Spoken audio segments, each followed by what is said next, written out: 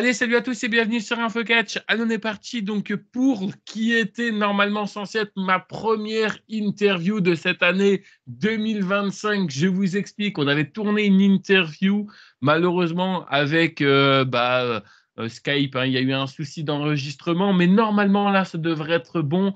Aujourd'hui, nous sommes avec Simon qui est avec nous. Comment vas-tu? Merci d'avoir accepté cette interview. Est-ce que tu peux te présenter pour les gens qui ne te connaîtraient pas, Simon? Alors, bonjour à tous. Moi, c'est Simon ou SDC. Je suis lutteur depuis quelques temps déjà. Ça fait environ 2 ans que j'ai commencé à m'entraîner, si c'est pas 2 ans et demi, à la IWS Dojo. Après ça, depuis quelques mois, depuis presque environ 6 mois, je dirais, je peux maintenant faire des shows à peu près autour, en fait, où est-ce que je veux. Donc, j'ai commencé à prendre des bookings par-ci par-là, surtout cette année. J'en avais pris quelques-uns en fin d'année passée, mais je commence à focuser vraiment sur la lutte à partir vraiment de cette année. Ok. La première question, tu la connais, du coup, c'est comment ta première relation avec la lutte, ça s'est passé, toi? Est-ce que c'est un peu comme tout le monde, tu vois, à la télévision, à l'école, bref, comment ça s'est passé pour toi? Moi, en fait, c'était par les jeux vidéo. Dans les bibliothèques ici au Québec, on pouvait aussi, après un certain temps, on a pu commencer à emprunter pas juste des livres, mais des DVD. Et vers la fin, c'était vraiment des jeux de Xbox 360. Donc là, j'avais emprunté WWE 2K14 avec l'Ultimate Warrior dessus. Parce que dedans, il y avait le jeu 30 Years of WrestleMania. Puis moi, en général, j'ai toujours aimé l'histoire. Donc, tu mélanges l'histoire avec genre le jeu vidéo qui est quelque chose qui vient me rejoindre déjà beaucoup et un sport où c'est juste que tu prends des gens musclés qui se tapent sur la gueule.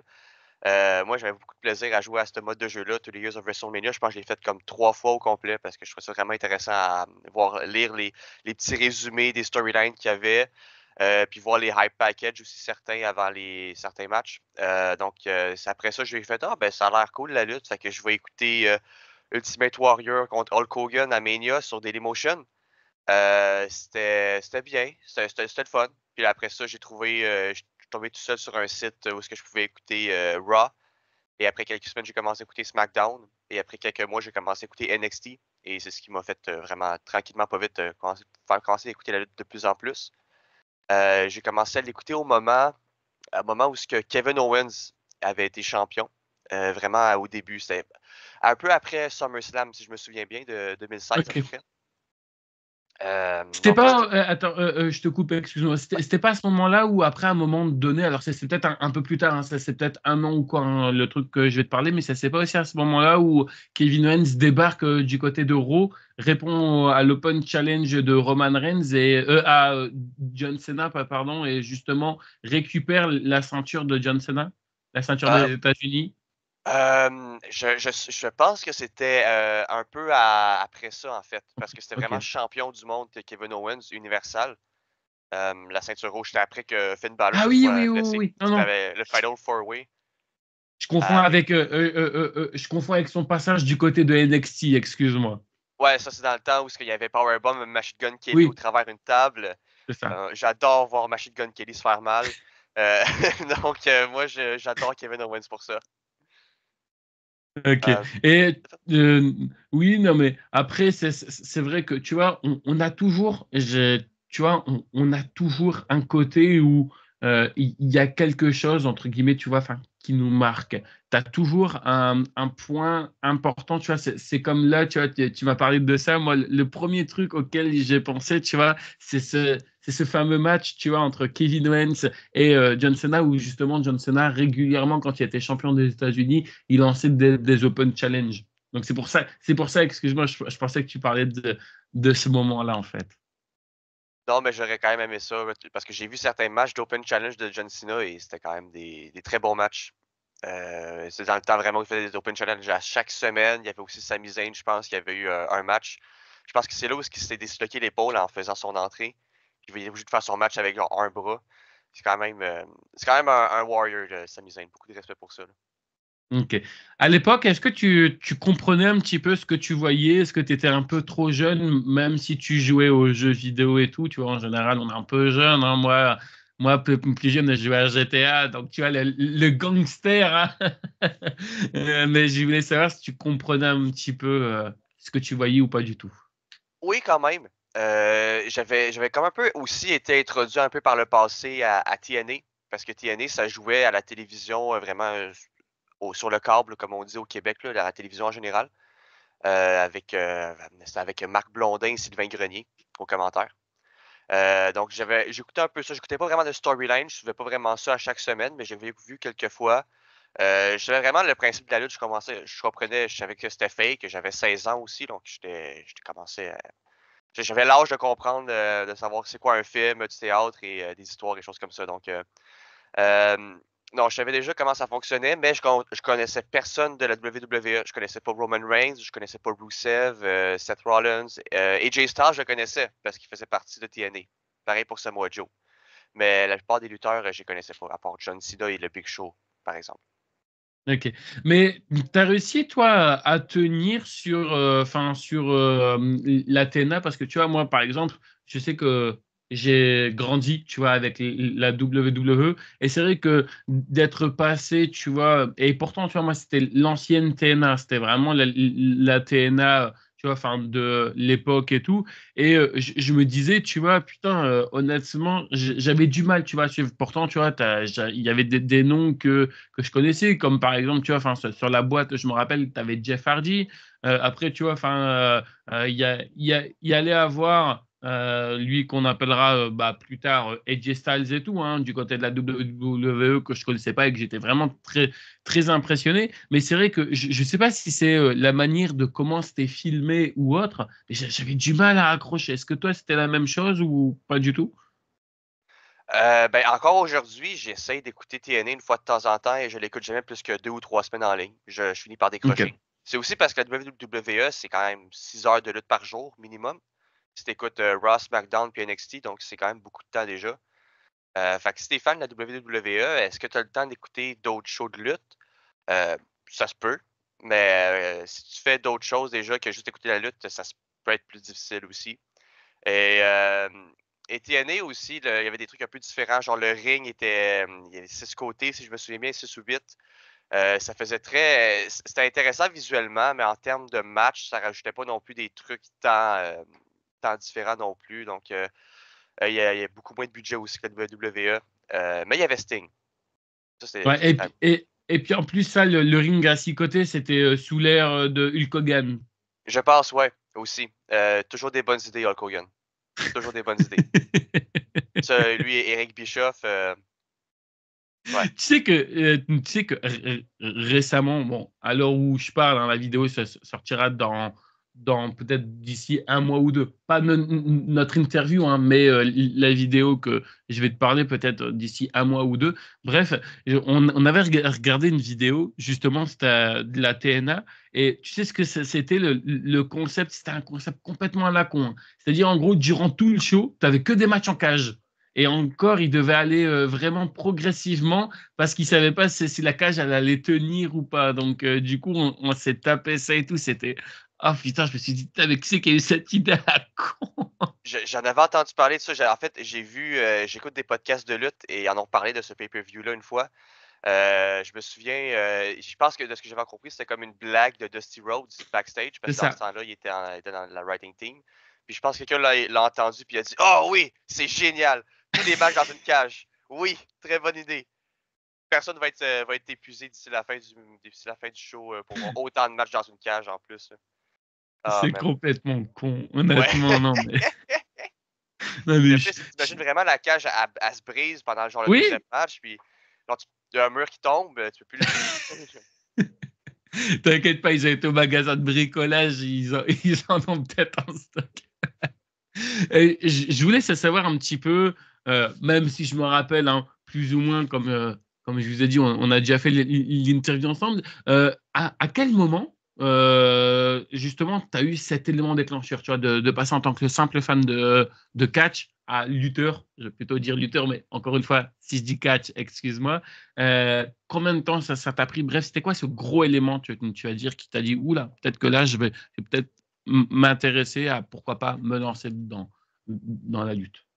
Ouais, quand même un gros chemin, un 6 ans de temps entre, le temps où l'époque où j'ai commencé à écouter la lutte régulièrement et quand j'ai commencé à m'entraîner. Donc, je dirais que parce que c'est environ de 17 à 21-22 ans que j'ai commencé vraiment à beaucoup j'ai lâché l'école, j'ai, commencé à fumer beaucoup de cannabis, fumer beaucoup de weed à chaque jour, quand même beaucoup. Et je m'entraînais pas, je faisais pas de sport, je faisais rien. Donc j'écoutais la lutte ou des films et des séries et je faisais ça, je gamais, des choses comme ça. Et je travaillais aussi, là, j'étais pas, je fais de la ça se payait quand même. Fait que fait que moi, la vie, c'était comme se réveiller, aller travailler, puis après passer la soirée à fumer et en écoutant la télé, des films, des choses comme ça, la lutte. Et après ça, ben, j'ai décidé, autour de genre 21-22 ans, j'ai décidé d'aller en désintox. Et en sortant, quelques jours après, j'ai commencé à faire du sport. J'ai commencé à m'entraîner pour vrai. J'ai commencé à faire des poids. J'ai fait de la boxe pendant environ 1 an et demi, juste pour m'entraîner. Et éventuellement, pendant que je faisais de la boxe, j'avais commencé aussi mes cours de lutte. J'avais décidé de faire ça parce que je me suis dit, la lutte, c'est une de mes seules vraiment passions que j'aime beaucoup analyser et regarder, et que je sens être capable de faire dans la vraie vie. Je me sens pas vraiment capable, j'ai pas l'intérêt de faire des films, même si j'adore ça. Heu, mais, heu, mais la lutte, je me sentais capable d'être un lutteur et de performer. J'ai toujours aimé le théâtre, j'ai fait de l'improvisation, au collège, hem, pendant environ excuse-moi, pendant environ 3 ans. Donc, ça me venait me chercher un peu plus. J'adore le théâtre beaucoup. J'allais voir beaucoup de pièces de théâtre avec, mon école et avec ma grand-mère, par exemple. J'ai toujours aimé ça. Donc, ça faisait juste matcher mon nouvel amour pour l'entraînement que j'avais découvert avec, la lutte et le théâtre, quelque chose comme ça. Je suis étonné parce que c'est vrai que lors de notre première interview, tu m'en avais pas parlé, que tu avais des problèmes, bah, comme beaucoup de monde, tu vois, peuvent avoir avec, la drogue et tout, hein, ce qui est très dangereux et tout. Et merci à toi de te confier comme ça. Tu dirais que c'était vraiment une période très compliquée pour toi à ce moment-là, si tu veux en parler? Oui, oui, quand Ouais. même, parce que, tu sais, dans ce temps-là, j'habitais chez mes parents, mais encore un peu aujourd'hui, même si je vais sûrement déménager très bientôt. Le la dans À cette époque-là, j'habitais chez mes parents, donc il fallait que je me cache. Donc j'essayais, fallait souvent j'étais pas tout le temps présent aux événements familiaux et tout. Là, j'ai vraiment fait un 180 complet, vraiment, niveau personnalité aussi, ça m'a dégainé beaucoup, réduit mon anxiété de vraiment arrêter de faire ça à tous les jours, vraiment c'est juste bénéfique. J'ai J'aime bien un petit peu, comprendre, hein. Tu sais très bien qu'on va pas faire l'heure sur ça et que moi je suis une personne, mais c'est juste, tu vois, pour essayer un petit peu de comprendre par rapport à ça. C'est quoi? C'est parce que tu as eu de mauvaises influences? C'est parce qu'à un moment donné, tu étais complètement perdu et tu te cherchais? C'est arrivé comment ça, cette addiction à la drogue, tu dirais? J C'est arrivé un peu naturellement. J'étais avec des amis qui fumaient, qui avaient commencé à fumer, ce ça en fait, le cannabis, le drogue en fait, et j'ai juste suivi parce que, ben, c'était quand même le fun de façon dans les parties, choses comme ça. Mais là, j'ai commencé à le faire tout seul parce que c'était une addiction, je voulais toujours en faire, donc j'étais pas capable de résister. Fait que, j'avais un accès quand même assez facile à cette substance-là, donc j'ai vraiment tout coupé les ponts quand je suis sorti de détox pour, arrêter de me, heu, être comment on pourrait dire ça? Pas concerné, mais, attiré en fait, Influencé. influencé, ouais.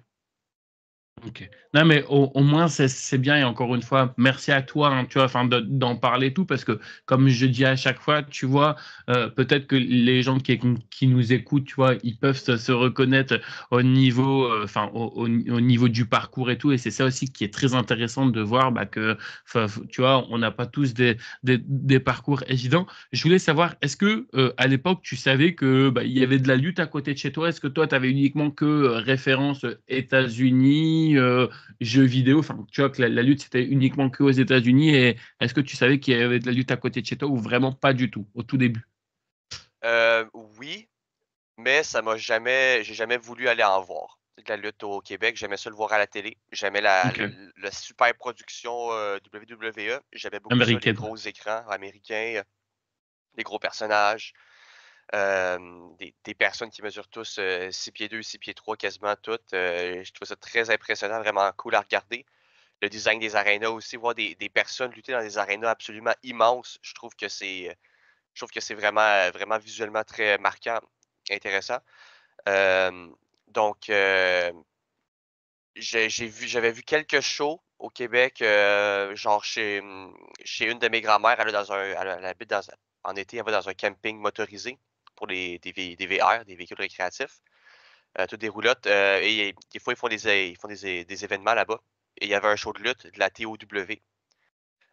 Donc là, j'avais un peu découvert des gens genre Speedball, Mike Bailey au début, Darko, Sylvain Grenier aussi, que j'avais pu lui voir lutter live une fois, cette fois-là, sans savoir vraiment c'était qui.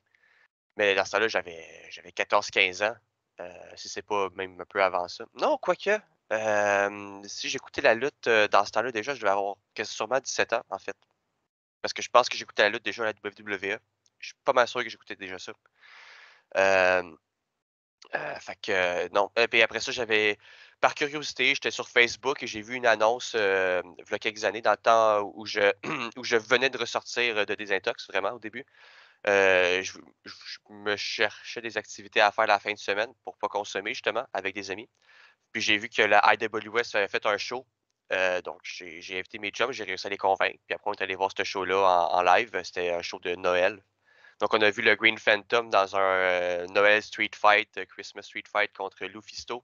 C'était vraiment, vraiment cool. Ok, bah ça va. L'important, c'est que si tu gardes un bon souvenir, c'est ça le plus important.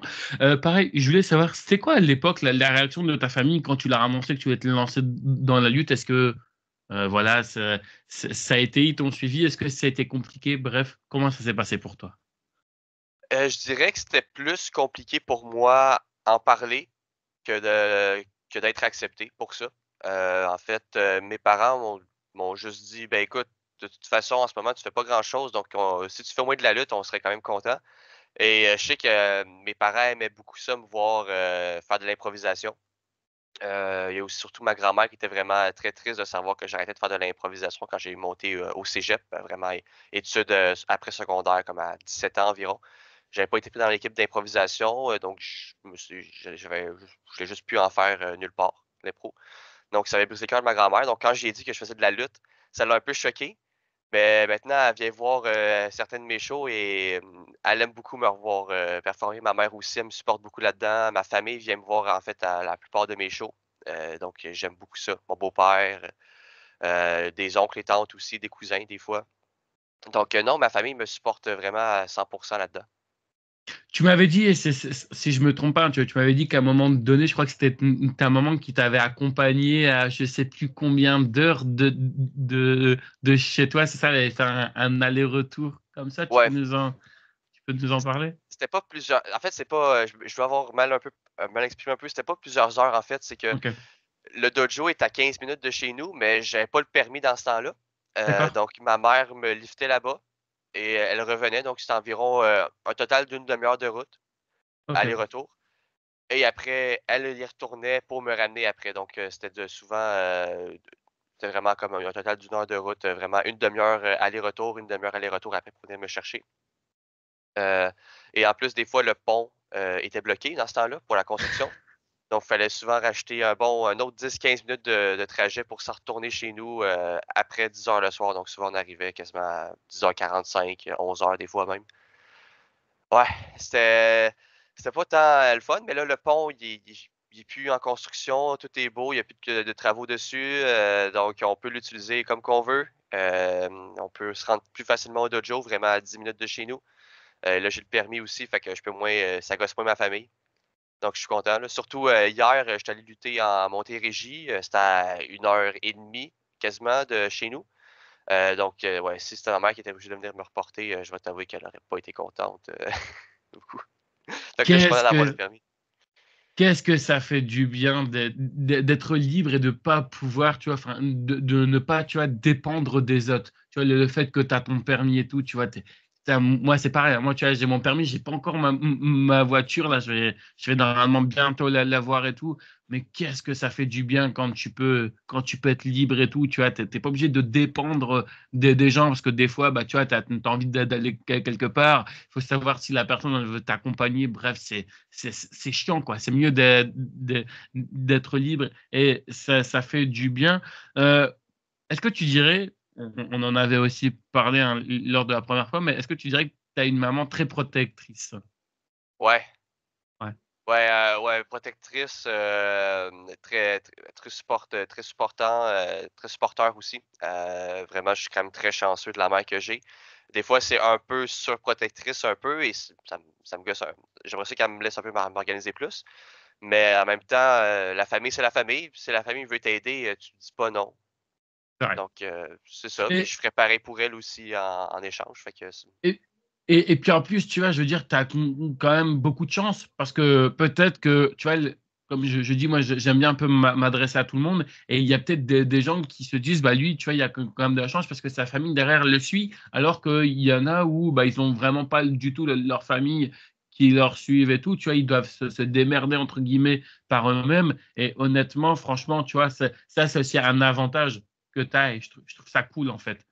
Quand tu peux partager comme ça un moment même si c'est pas quelque chose qu'un membre de ta famille aime bien, mais qui peut t'accompagner, je trouve ça cool. Franchement, je trouve ça très, très, très, très, très, très sympa. Et pareil, je voulais savoir, quand ta maman elle t'a accompagné comme ça, c'était quand? C'était la semaine, le week-end? Est-ce que tu n'étais pas fatigué, par exemple, le lendemain? Parce que tu t'expliquais que des fois, tu rentrais tard au soir, c'est ça? Est-ce que tu n'étais pas fatigué le lendemain pour aller en cours ou pour aller au travail, justement? ouais, surtout, mon Ouais. travail, c'est quand même assez physique, donc je marche beaucoup dans mon travail. Je fais des dans un entrepôt, donc c'est pas comme si j'ai beaucoup de temps de repos entre mon entraînement où ce que je fais des bumps, ou qu'on apprend des nouvelles prises et le lendemain, quand je dois me lever et soulever des poches de 25 kilos, ça peut être un peu plus dur pour le corps. Mais si tu fais tes étirements comme du monde, pour vrai, ça passe bien. Faut juste que je le fasse et je le fais pas, donc ça passe pas.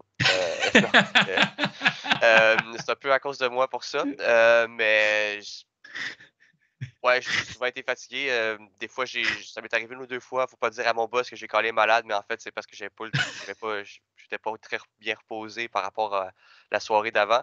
Mais ouais, c'est souvent les cours de lutte que je vais souvent, c'est le lundi ou mardi ou jeudi.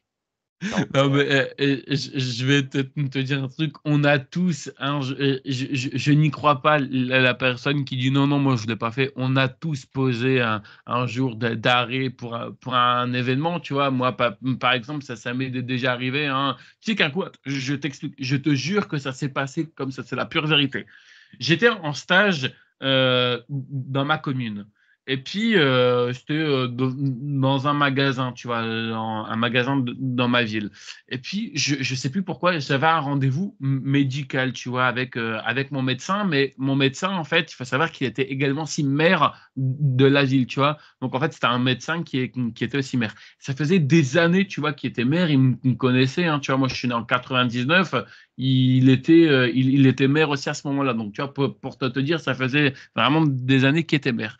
Puis à un moment donné, on discute comme ça, ballon, tu vois, on discute football, donc soccer pour vous. Et entre guillemets, il me dit, parce que tu vois, moi je suis très fan d'une équipe ici en France qui s'appelle l'Olympique de Marseille, tu vois, donc Marseille en France. Et en gros, il me dit, ouais, tu vas regarder le match de Coupe de France et tout. Bah, je dis, bah, malheureusement, je ne peux pas regarder ce match-là parce que ça tombe en plein après-midi, tu vois. Je crois que c'est un jour de la semaine, ça devait être dans les alentours de 15-16 heures, je ne sais plus très bien, enfin bref, mais je ne pouvais pas regarder parce que justement, tu vois, j'étais en stage. Il me regarde comme ça, il me fait, comment ça, tu peux pas regarder? Ben, je dis, ouais, je suis en stage, je peux pas regarder. J'aurais bien aimé, mais je peux pas, je vais regarder la fin. Il me dit, ah non, non, non. Il me dit, quand on est fan de foot, on doit pouvoir regarder son équipe préférée. Je te jure, tu sais ce qu'il m'a fait? Il m'a fait un arrêt maladie pour que je puisse regarder le match de foot. Je te jure que c'est la vérité. Il m'a fait un arrêt maladie, il m'a dit, tiens, paf, il a dit, hop, tu donneras ça à ton taf et tout. Et il m'a dit, comme ça, au moins, tu pourras aller regarder le match Thio. Parce qu'il aimait bien m'appeler Thio, donc du coup, il m'a dit, tiens, je te jure que c'est la vérité. Pour vrai, à la limite, je sais pas, ça me surprend pas. On ferait souvent pareil ici au Québec pour le hockey. Fait que, pour vrai, en plus, le soccer, c'est très important en France. Donc, ça me surprend un peu, mais étrangement, ça me surprend pas autant que je pense que ça devrait. C'est très let's go pour le soccer, j'avoue. Ah ouais, non, mais il était. Après, tu vois, nous, enfin, tu vois, c'était un maire qui était vraiment très, très gentil. On l'appelait Monsieur Oui Oui, parce qu'à chaque fois que tu lui disais un truc, il disait oui, oui à tout. Je te jure que c'est vrai. On l'appelait Monsieur Oui Oui. Bon, malheureusement, il est décédé d'une crise cardiaque et tout. Mais honnêtement, franchement, ce mec, j'ai jamais vu un maire aussi gentil que ça. Honnêtement, franchement, un gars comme ça, j'en verrai plus jamais de ma vie. J'en ai même pas profité. Moi, j'étais gêné quand tu m'as fait ça. Mais vous, enfin, je fais non, mais j'en ai pas besoin, tu vois, je voulais pas l'accepter. Il m'a dit, tu l'acceptes. Et du coup, bah, je l'ai fait quand même. Mais bon, après, tu vois, je l'ai fait une fois, je me suis dit, bon, après, plus jamais et tout, mais voilà, quoi. Honnêtement, je me suis dit, pff, il C'est faut. c'est littéralement ton maire qui vient de dire tiens, tu Ah savais ouais, pas te non, mais. mentir. Ouais, voilà, c'est ça. C'est un peu, tu vois, le shérif de la ville, tu vois, comme on dit, non, mais je te jure, c'est incroyable. On va parler un petit peu de tes débuts au niveau de l'entraînement et tout. Comment ça se passe ton premier entraînement, le premier jour que tu arrives dans ta première école de lutte, comment ça se passe? Est-ce que ça se passe bien? Est-ce que tu es bien accueilli? Est-ce que justement tu es stressé? Comment ça se passe? Je suis terrifié. Absolument terrifié. Moi, je m'attends à me faire à me faire une initiation ou quelque chose comme ça, un truc, qu'ils disent comme quoi dans la lutte dans le temps, c'était très, un peu de bullying et choses comme ça. Moi, je pense encore que c'est un peu vrai dans la lutte indépendante, fait que j'ai peur de ça, mais j'y vais quand même. Mais non, on m'a serré la main, on m'a dit: «Bonjour, moi c'est Nathan, bonjour, moi c'est Marlowe, bonjour, blablabla». Puis j'ai fait: «Ah cool». Puis après on a appris à rouler, on a appris à faire des roues, on a appris des bases, c'était surprenamment, pas si en fait, c'était surprenamment assez calme. On était juste, avec le coach, on était 3 dans le cours. Donc c'était pas non plus un cours très, très, très bruyant, ou, très, où ce que je devais m'introduire à tout le monde, au début. Parce que le lundi, c'est vraiment le cours de base. Puis j'étais comme le seul, vraiment nouvel élève à ce moment-là, je pense. Hem, donc, je parlais pas beaucoup. En fait, je parlais presque pas. Je faisais juste faire ce qu'on me disait de faire. Donc, sur 3 personnes, il y en avait juste 2 qui parlaient, puis moi, je regardais quasiment à terre. J'ai toujours été très gêné dans la vie aussi déjà. Donc là, me faire introduire à des nouveaux gens qui, en plus, parlent anglais, même si je parle très bien anglais, je pense qu'il y a comme une mini barrière qui s'est créée, genre que j'ai faite moi-même, mais subconsciemment. Donc j'étais déjà très, très, très gêné. En plus, mon coach, c'était Nathan Yarimovic, et je l'avais déjà vu lutter et j'étais comme un peu starstruck parce que je suis comme genre: «Waouh, ce gars-là, je l'ai vu passer au travers d'une table, c'est fou, là». Puis là, il me montre comment faire des moves un peu, il me montre comment faire du chain wrestling un peu. Puis là, après ça, moi, ce que j'avais toujours eu peur, c'est que je voulais pas qu'on me prenne pour un mark, comme qu'on dit. Je voulais pas qu'on me prenne pour un genre de nerd de lutte. Fait que comme je parlais pas de lutte dans le cours, pas parler de lutte, de tout le cours. Puis j'entendais puis finalement, à la fin du cours, ils se mettaient à parler de Gunther, puis de Baron Corbin. Je suis comme: «Ah, ben, c'est correct». Finalement, tout le monde est un mark ici, en fait. Tous les gens dans la lutte indépendante, c'est tous des marks, en fait. Genre, je devrais pas avoir honte de ça, là, d'aimer la WWE. Fait que, puis après, les cours, suivants, j'ai été introduit à des nouveaux gens, Alex Mays, Melanie Havoc, jeudi, Shane Rock, qui m'a signé mon contrat aussi. Non, tout le monde est très souriant à la AWS Dojo. J'ai pas à me reprendre. On se considère tous comme une famille maintenant. Donc on s'entraide. Pour vrai, j'ai été très, très bien accueilli là-dedans. T'as pas eu de moquerie parce que moi, je sais que par exemple, tu vois, je t'explique, alors tu vas dire, hein, c'est peut-être la mentalité en France, et en tout cas, je t'en voudrais pas, il y a pas de problème. Mais tu vois, moi, je sais que j'avais fait bah, du foot, du soccer, un peu, pour que tout le monde comprenne de quoi je parlais. Et c'est vrai que bah, moi, j'en avais jamais fait, tu vois, j'ai jamais fait de ma vie et tout. Et c'est vrai que tu vois, t'as toujours des jeunes, bah, tu vois, enfin, qui se moquent de toi parce que bah, soit tu tires à côté, soit tu fais mal les jongles, ou soit tu fais mal les dribbles et tout. Donc moi, c'est vrai que bah, quand j'avais commencé à faire du foot, tu vois, c'était pas forcément évident et tout, parce que bah, c'était quelque chose auquel bah, c'est ça que j'aimais bien regarder à la télé. J'ai voulu juste essayer. Bon, j'étais pas bon, tu vois. On connaissait, hein, c'était pas moi le Cristiano Ronaldo de l'équipe ou le Lionel Messi et tout, mais tu vois, c'est ce qui m'énervait, moi, c'était bah, tu vois, un peu les moqueries que j'avais, parce que bah, j'arrivais pas à faire les exercices qu'on me demandait. Est-ce que toi, tu avais déjà eu des moqueries par rapport à ça? Non, non, surtout parce que dans la lutte, les gens sont très on sait que les gens, beaucoup de lutteurs s'entraînent, sont très fiers d'eux-mêmes. Donc on essaie de pas vraiment s'insulter trop ou de se moquer trop l'un de l'autre, à part si on se connaît très, très, très bien Ok. ou comme on va prendre des bières avec des gens et on se niaise un peu, mais dans l'entraînement, dans le gym, c'est très rare qu'on se niaise. On s'encourage, on se donne une tape dans le dos, on dit: «Regarde, si tu pas capable de le faire à soir, au pire, on réessayera la semaine prochaine». Non, pour vrai, on est quand même on se supporte un peu quand même assez bien. On se fait des taquineries une fois de temps en temps, c'est sûr. C'est sûr, on fait ça avec tout le monde, avec tous nos amis, on fait ça. Mais, il y a jamais aucune méchanceté vraiment, que j'ai pu voir à la IWS depuis que je suis là. Mais tu vois, après, c'est ce que je dis, quand tu es nouveau, que tu débutes et tout, c'est normal, tu vois, peut-être t'arrives pas et tout, tu vois, enfin, c'est nouveau, si t'as jamais fait, tu vois, c'est pas en un claquement de doigts, tu vois, enfin, que tu vas y arriver, c'est en faisant plusieurs entraînements et tout, mais bon, je pense que les gens ont du mal à comprendre. Je voulais savoir, c'était quoi la chose la plus compliquée, hormis ta timidité, mais quand tu es arrivé dans tes entraînements et tout, c'était quoi la chose la plus compliquée? Est-ce que c'était de courir dans les cordes? Est-ce que c'était des bumps? Bref, c'était quoi la chose la plus compliquée qui était difficile pour toi? Il y a quand même certains trucs, tu l'as dit, courir les cordes, c'est très compliqué pour moi, parce qu'il faut mettre un certain nombre de pas. Comme tu les comptes, 2 ou 3 pas maximum, après tu tournes. Moi, je courais les ropes comme John Cena, un peu, dans le sens que quand je m'appuyais sur les cordes, je levais déjà mon pied droit d'avance. C'est quelque chose que John Cena, il fait beaucoup et en général, dans la lutte, on trouve ça un peu laid. Donc on essaie de me faire corriger ce truc-là le plus vite possible parce que c'est pas, ça montre un peu que tu sais pas vraiment trop run les ropes ou que tu le fais d'une façon qui est pas très, naturelle, en tout cas. Et j'ai toujours eu de la misère à run les ropes d'une façon aussi on fait des criss-cross. Ça, c'est quand on court comme ça dans les 2 côtés en même temps, un adversaire contre un autre et ralentir ou ne pas aller trop vite, c'est sûrement les conseils qu'on m'a donné le plus, qu'on me donne encore en fait, on m'a donné ça hier à mon match. Ralentis, va pas trop vite, que ce soit quand je cours les ropes, ou quand, je fais mon match, quand je fais d'un spot à un autre ou que j'attends mon moment. Souvent, je vais trop vite dans mes mouvements, quand je fais mon comeback ou mon shine, beaucoup trop vite. Donc, ouais, c'est pas mal le plus gros truc que j'ai encore à travailler dessus aujourd'hui, en fait, la vitesse à laquelle je vais. Parce que la lutte, c'est on est 2 dans un ring et faut lutter à une vitesse qui est convenable pour les 2 et aussi pour le public aussi, pour que le public puisse suivre et qu'ils prennent le temps de crier, de chanter et tout. Faut prendre des pauses pour le public, en fait et c'est ce qui est le plus difficile encore pour moi aujourd'hui.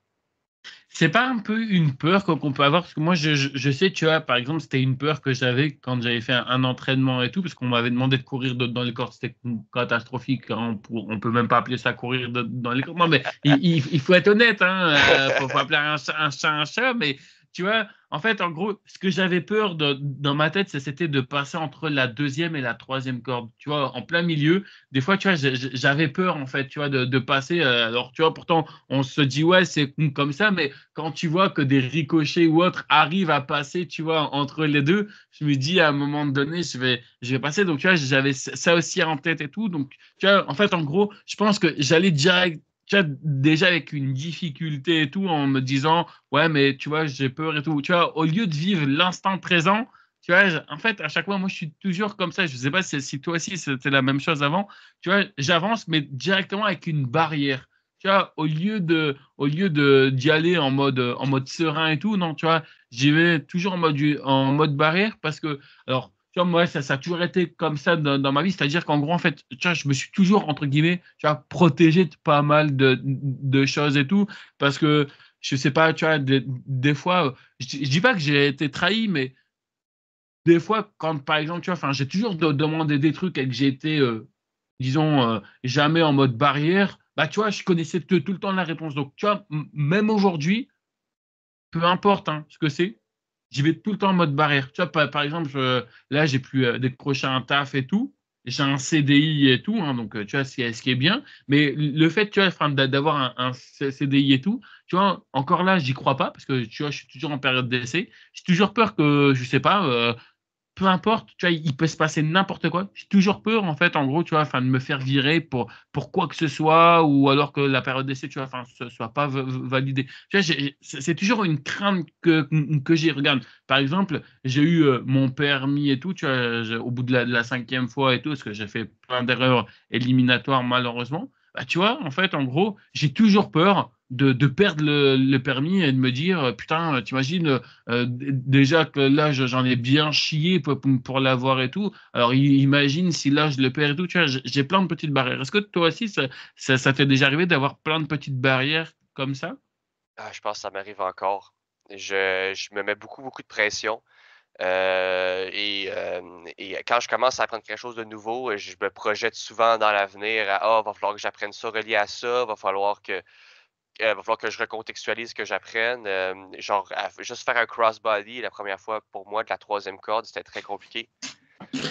Parce que je me mettais de la pression, j'avais de la misère à faire confiance à la personne qui m'attrapait, même si c'était un de mes coachs que je connaissais depuis déjà plusieurs mois. Donc, non, je te comprends vraiment à 100% là-dedans. Mais il faut pas faire ça. Faut pas se mettre des barrières. Faut y aller étape par étape. C'est ça qui est plus compliqué aussi, là. Des fois, tu regardes tout Ouais, le travail que tu as à faire ouais. au lieu de focuser sur le petit truc que tu peux faire et que tu vas pouvoir progressivement, puis après, progressivement, éventuellement, tu peux tout faire, tout. Faut juste que ça prend plus de temps, mais ça se fait très bien.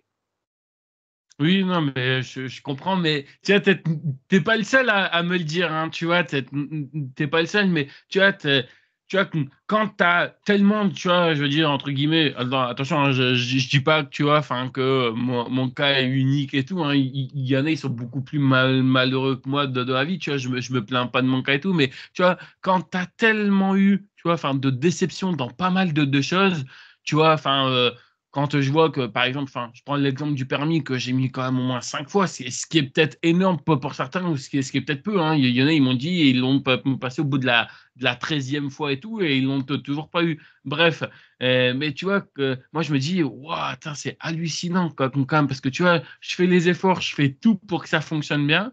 Et des fois, tu vois, bah, je suis pas récompensé en retour parce que tu vois, il y a toujours un proverbe qui te dit souris à la vie et la vie te sourira. Bah, j'ai plutôt envie de te dire que la vie, elle m'a plutôt baisé, hein, du terme, plutôt que souri, quoi. Mais c'est pour ça, il y a des moments où je me dis, ouais, franchement, c'est difficile. Mais après, tu vois, je me dis, te plains pas, il y en a, ils vivent des choses beaucoup plus difficiles que toi. Donc, franchement, mais c'est vrai que, ouais, c'est pas forcément évident. Comment ça s'est passé ton tout premier match? Ouf! Ouf! Bah, on revient encore, à la famille. J'étais très chanceux parce que ma famille était là. Beaucoup, je te dirais quasiment une douzaine de personnes, de membres de ma famille étaient là. Hem, C'était au IWS Dojo. Les Alex Mays et Shane Hawk avaient commencé à organiser des shows, pour le dojo parce que la IWS a un main roster, ils font des vrais shows. Mais nous, au dojo, on en fait pas. Et pourtant, se pratiquer à faire des choses, c'est bénéfique avant d'en faire des vrais devant des caméras pour des sites de streaming ou pour des petits shows de télé locaux. Donc, pour se pratiquer, c'était vraiment une bonne idée de les faire au dojo. On les fait encore aujourd'hui. C'est des shows gratuits ou plus des pay what you can. Donc, tu payes ce que tu peux avec des petites concessions comme des chips ou des liqueurs. Euh, fait que, j'étais très nerveux, mais c'est Alex Mays qui avait booké le show en grande partie. Donc il m'a dit: «Écoute, Sim, tu vas être avec, Leah Sparks, elle aussi est nouvelle, c'est une bonne amie aussi avec qui je peux avoir confiance». On était en tag team ensemble comme Steven Mains et Katrina Creed, la championne féminine. Hem pour vrai, j'étais très, très, très nerveux, mais on était en main event, donc on avait le temps de booker et réfléchir au match, plusieurs fois assez longtemps. Donc il était très accommodant par rapport à ça. Hem Et j'avais vraiment du gear, un gear de lutteur qui avait aucune allure, que je remettrai jamais de ma vie encore. J'avais des shorts de Muay Thai rouges et dorés avec des genouillères noires et des souliers de lutte noirs et une ceinture orange autour de la taille parce que je voulais faire un petit shout-out à, à Jean-Claude Van Damme de Bloodsport parce qu'il y a aussi sa ceinture orange dans ce film-là, que j'ai d'ailleurs gardé dans mon gear que je porte aujourd'hui. C'est comme plus un ruban, parce que ça coûte moins cher que d'acheter une vraie ceinture. Et aussi parce qu'il y a déjà un lutteur à l'IWS qui lutte avec une ceinture, donc je voulais pas non plus une ceinture de karaté, donc je voulais pas de judo en fait. Puis je voulais pas un peu genre je voulais faire mon propre style à moi, un peu plus. Euh, donc le match en tant que tel, écoute, pour un premier match, je pense que ça aurait pu aller beaucoup pire, beaucoup moins bien. J'ai pris toutes les enziguri de Steven Main sans mettre ma main. Ça aurait pu être très dangereux, mais malheureusement, il est très professionnel, donc il m'a pas pété la gueule, même s'il aurait pu. Euh, j'ai pas vraiment manqué beaucoup de trucs, sauf en particulier le finish de Katrina Creed, qui est un Sister Abigail. Sauf qu'au lieu de le prendre en tombant sa face quand elle m'a flippé, j'ai fait une roulade en fait sur le côté. Donc j'ai comme atterri sur la tête un peu puis j'ai roulé. Donc j'ai très mal pris son finish. Mais sinon, c'était. Pour vrai, je pense que j'aurais pas pu mieux avoir un premier match au niveau du plaisir parce que ma famille était là pour me supporter. Donc j'aurais pu mal faire un match. J'aurais pu avoir un match très, très, encore plus mauvais et ma famille aurait quand même continué à crier mon nom. Fait que j'étais. J'ai même des collègues aussi qui étaient là cette journée-là, des collègues de travail. Fait que non, j'étais vraiment. Je suis quand même positif pour le premier match ever. Mais Quand même au positif. moins, tu vois, c'est bien parce que, tu vois, enfin, avec ce que tu me disais, bon, certes, tu vois, enfin, tu étais en équipe avec peut-être, tu vois, enfin, une débutante ou quoi que ce soit, mais tu étais face à des gens expérimentés. Je reviens encore une fois à ce que je voulais dire, hein. Tout à l'heure, je t'avais donné un exemple sur un match que j'avais vu. Donc là, je vais te redonner un deuxième exemple et tout. Il faut savoir que j'ai vu également aussi un match récemment. Donc, encore une fois, le match, il sortira d'ici mois de mai, mois de juin, parce que oui, on a déjà tourné, bref, bien à l'avance. Et en gros, ce match, ça a débuté. C'est-à-dire que en gros, le match, tu t'ouvres ton show et encore apparemment, hein, selon la personne qui m'a dit ça, ça aurait dû être normalement, tu vois, enfin, le main event de la soirée. C'est-à-dire qu'en gros, ton main event de la soirée, ça devait être deux débutants, tu vois, enfin, qui débutent. Et en gros, le match devait durer un peu plus de 15 minutes. C'est complètement débile. Tu vois, tu laisses pas autant de temps comme ça, même à un opener, tu vois. Tu mets pas deux personnes qui débutent en même temps, en plein show, tu vois. Moi, je trouve ça complètement idiot. Donc, du coup, bah, on a réagi sur ça et on n'a pas trop compris un peu les décisions enfin, du promoteur à ce moment-là, quoi. Je suis d'accord avec toi. Ça me surprend beaucoup vraiment là, que tu me dis ça. En plus, deux débutants en main event, 15 minutes en plus, un Qui match de aurait 15 dû, minutes. attends, excuse-moi, ouais, qui aurait dû être en main event, mais qui l'ont mis en opener, quoi. OK. OK, c'est bon, comme un genre de showcase, ça fait plus de Ouais. sens, mais 15 minutes aussi, c'est long pour des. Mais il aurait pu aussi, j'imagine, il aurait pu voir la carte et dire, oh, faut qu'on fasse 15 minutes, mais on va en faire 6 à la place. Parce que. Ouais, non, mais c'est. Mais, C'est bienvenue en France, hein, tu sais, ici, on a des phénomènes, comme on dit.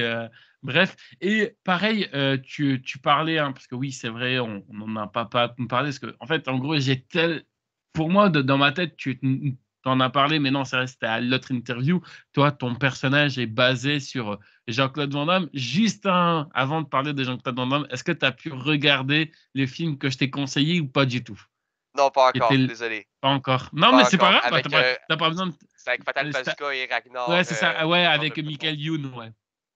Ok, ouais. Je vais l'essayer. Je te jure que je vais l'écouter. Je te le promets. Je te le jure. Ça marche. Du coup, est-ce que tu peux nous parler un petit peu de ton personnage qui est basé sur JCVD? Ouais. Ah, il a mis le Ouais. pile. Il a mis le pile. Je me suis dit, c'est bizarre parce que je te jure, depuis tout à l'heure, je me dis, il y a bien un beau pull. Il y a un truc gris là qui sort. En plus, tu vois, regarde, tu te mets comme ça Oh putain, mais qu'est-ce qu'il est magnifique ton pull. Oh, Ouais, c'est du merch officiel de Jean-Claude Van Damme. Vraiment, je l'ai acheté le jour de sa fête, le 18-19 octobre, l'année, il y a 2 ans, je pense, ou l'année passée. J'ai souhaité bonnes fêtes en même temps dans l'achat. Fait que, ouais, j'ai aussi un t-shirt de Jean-Claude Van Damme que je sais pas il est où, que j'utilise pour m'entraîner souvent. C'est dans celui-là, la scène où il danse dans Kickboxer, comme ça. Ouais, j'adore Jean-Claude Van Damme. Et, ok, moi, c'est mon personnage. Parlons pas de Jean-Claude, parlons de mon personnage plus. Je pense que c'est plus pertinent. Mais c'est sûr qu'on va parler de Jean-Claude, bien évidemment. Euh, mon personnage, ben écoute, on m'a conseillé vraiment de baser, quand tu fais un personnage de lutte, il faut que tu fasses quelque chose qui est quand même proche de toi, que tu es à l'aise de faire, une exagération de toi-même. Et moi, j'ai beaucoup aimé, j'aime le cinéma vraiment. J'écoute beaucoup de films, quasiment un film à chaque 2 ou 3 jours, j'écoute un nouveau film. Euh, et surtout les films de Kung Fu, je trouve que c'est des films qui m'apportent beaucoup de plaisir. C'est pas nécessairement c'est très rarement les meilleurs films en termes d'histoire, mais en termes de plaisir de regarder, moi, deux gens qui se tapent sur la gueule, même si c'est du kung-fu qui techniquement marcherait pas dans la vraie vie, ou genre les points ivres de Jackie Chan, euh, c'est très le fun à regarder dans des films, c'est très comique. J'ai beaucoup de films de Bruce Lee dans ma bibliothèque. J'ai une certains films de Jackie légende. Chan. Ouais, ah ouais, sans Bruce Lee, il y aurait beaucoup de choses qui n'existeraient pas. Peut-être que Jackie Chan n'aurait pas de carrière aussi, parce que Jackie Chan avait commencé en stuntman pour Bruce Ouais. Lee. Donc, ouais, beaucoup de certains Jackie Chan comme Police Story que j'ai dans ma bibliothèque de films que j'adore, c'est selon moi les meilleurs films d'action ever. Le Police Story, ça mélange humour et cascade et une storyline qui est quand même le fun à suivre beaucoup. Mais Jean-Claude Van Damme, c'est lui qui m'apporte le plus de plaisir. J'adore le voir surjouer dans les films. J'adore le voir jouer genre Guile dans Street Fighter. Qui était d'ailleurs, on a fait un show spécial à la IWS, Jean-Claude Van Damme. Puis puis c'était un show spécial Halloween. Fait que mon costume à moi, c'était Guile de Street Fighter, le film, Jean-Claude Van Damme. Fait que j'étais comme un peu plus m'amuser avec ça. Mon personnage, en fait, on m'a dit, prends quelque chose que t'aimes et exagère-le beaucoup. Fait que je lui ai dit, ben regarde, je vais essayer de matcher l'énergie de Jean-Claude Van Damme dans Bloodsport parce que c'est dans ce film-là vraiment où il surjoue, ses expressions faciales sont au top. Je pense à la scène où il se fait aveugler par la poudre, puis il commence à shaker comme ça, puis à se hyper comme ça, puis après il commence à se battre aveugle. J'ai toujours voulu recréer ce moment-là dans un ring de lutte et j'espère le faire encore une fois bientôt. J'aimerais ça beaucoup. Mais c'est vraiment juste des coups de poing puis des coups de pied à la Jean-Claude, mon personnage un peu. Je fais pas vraiment de gros roundhouse kick, mais j'essaie d'y rendre hommage le plus que je peux de mes capacités.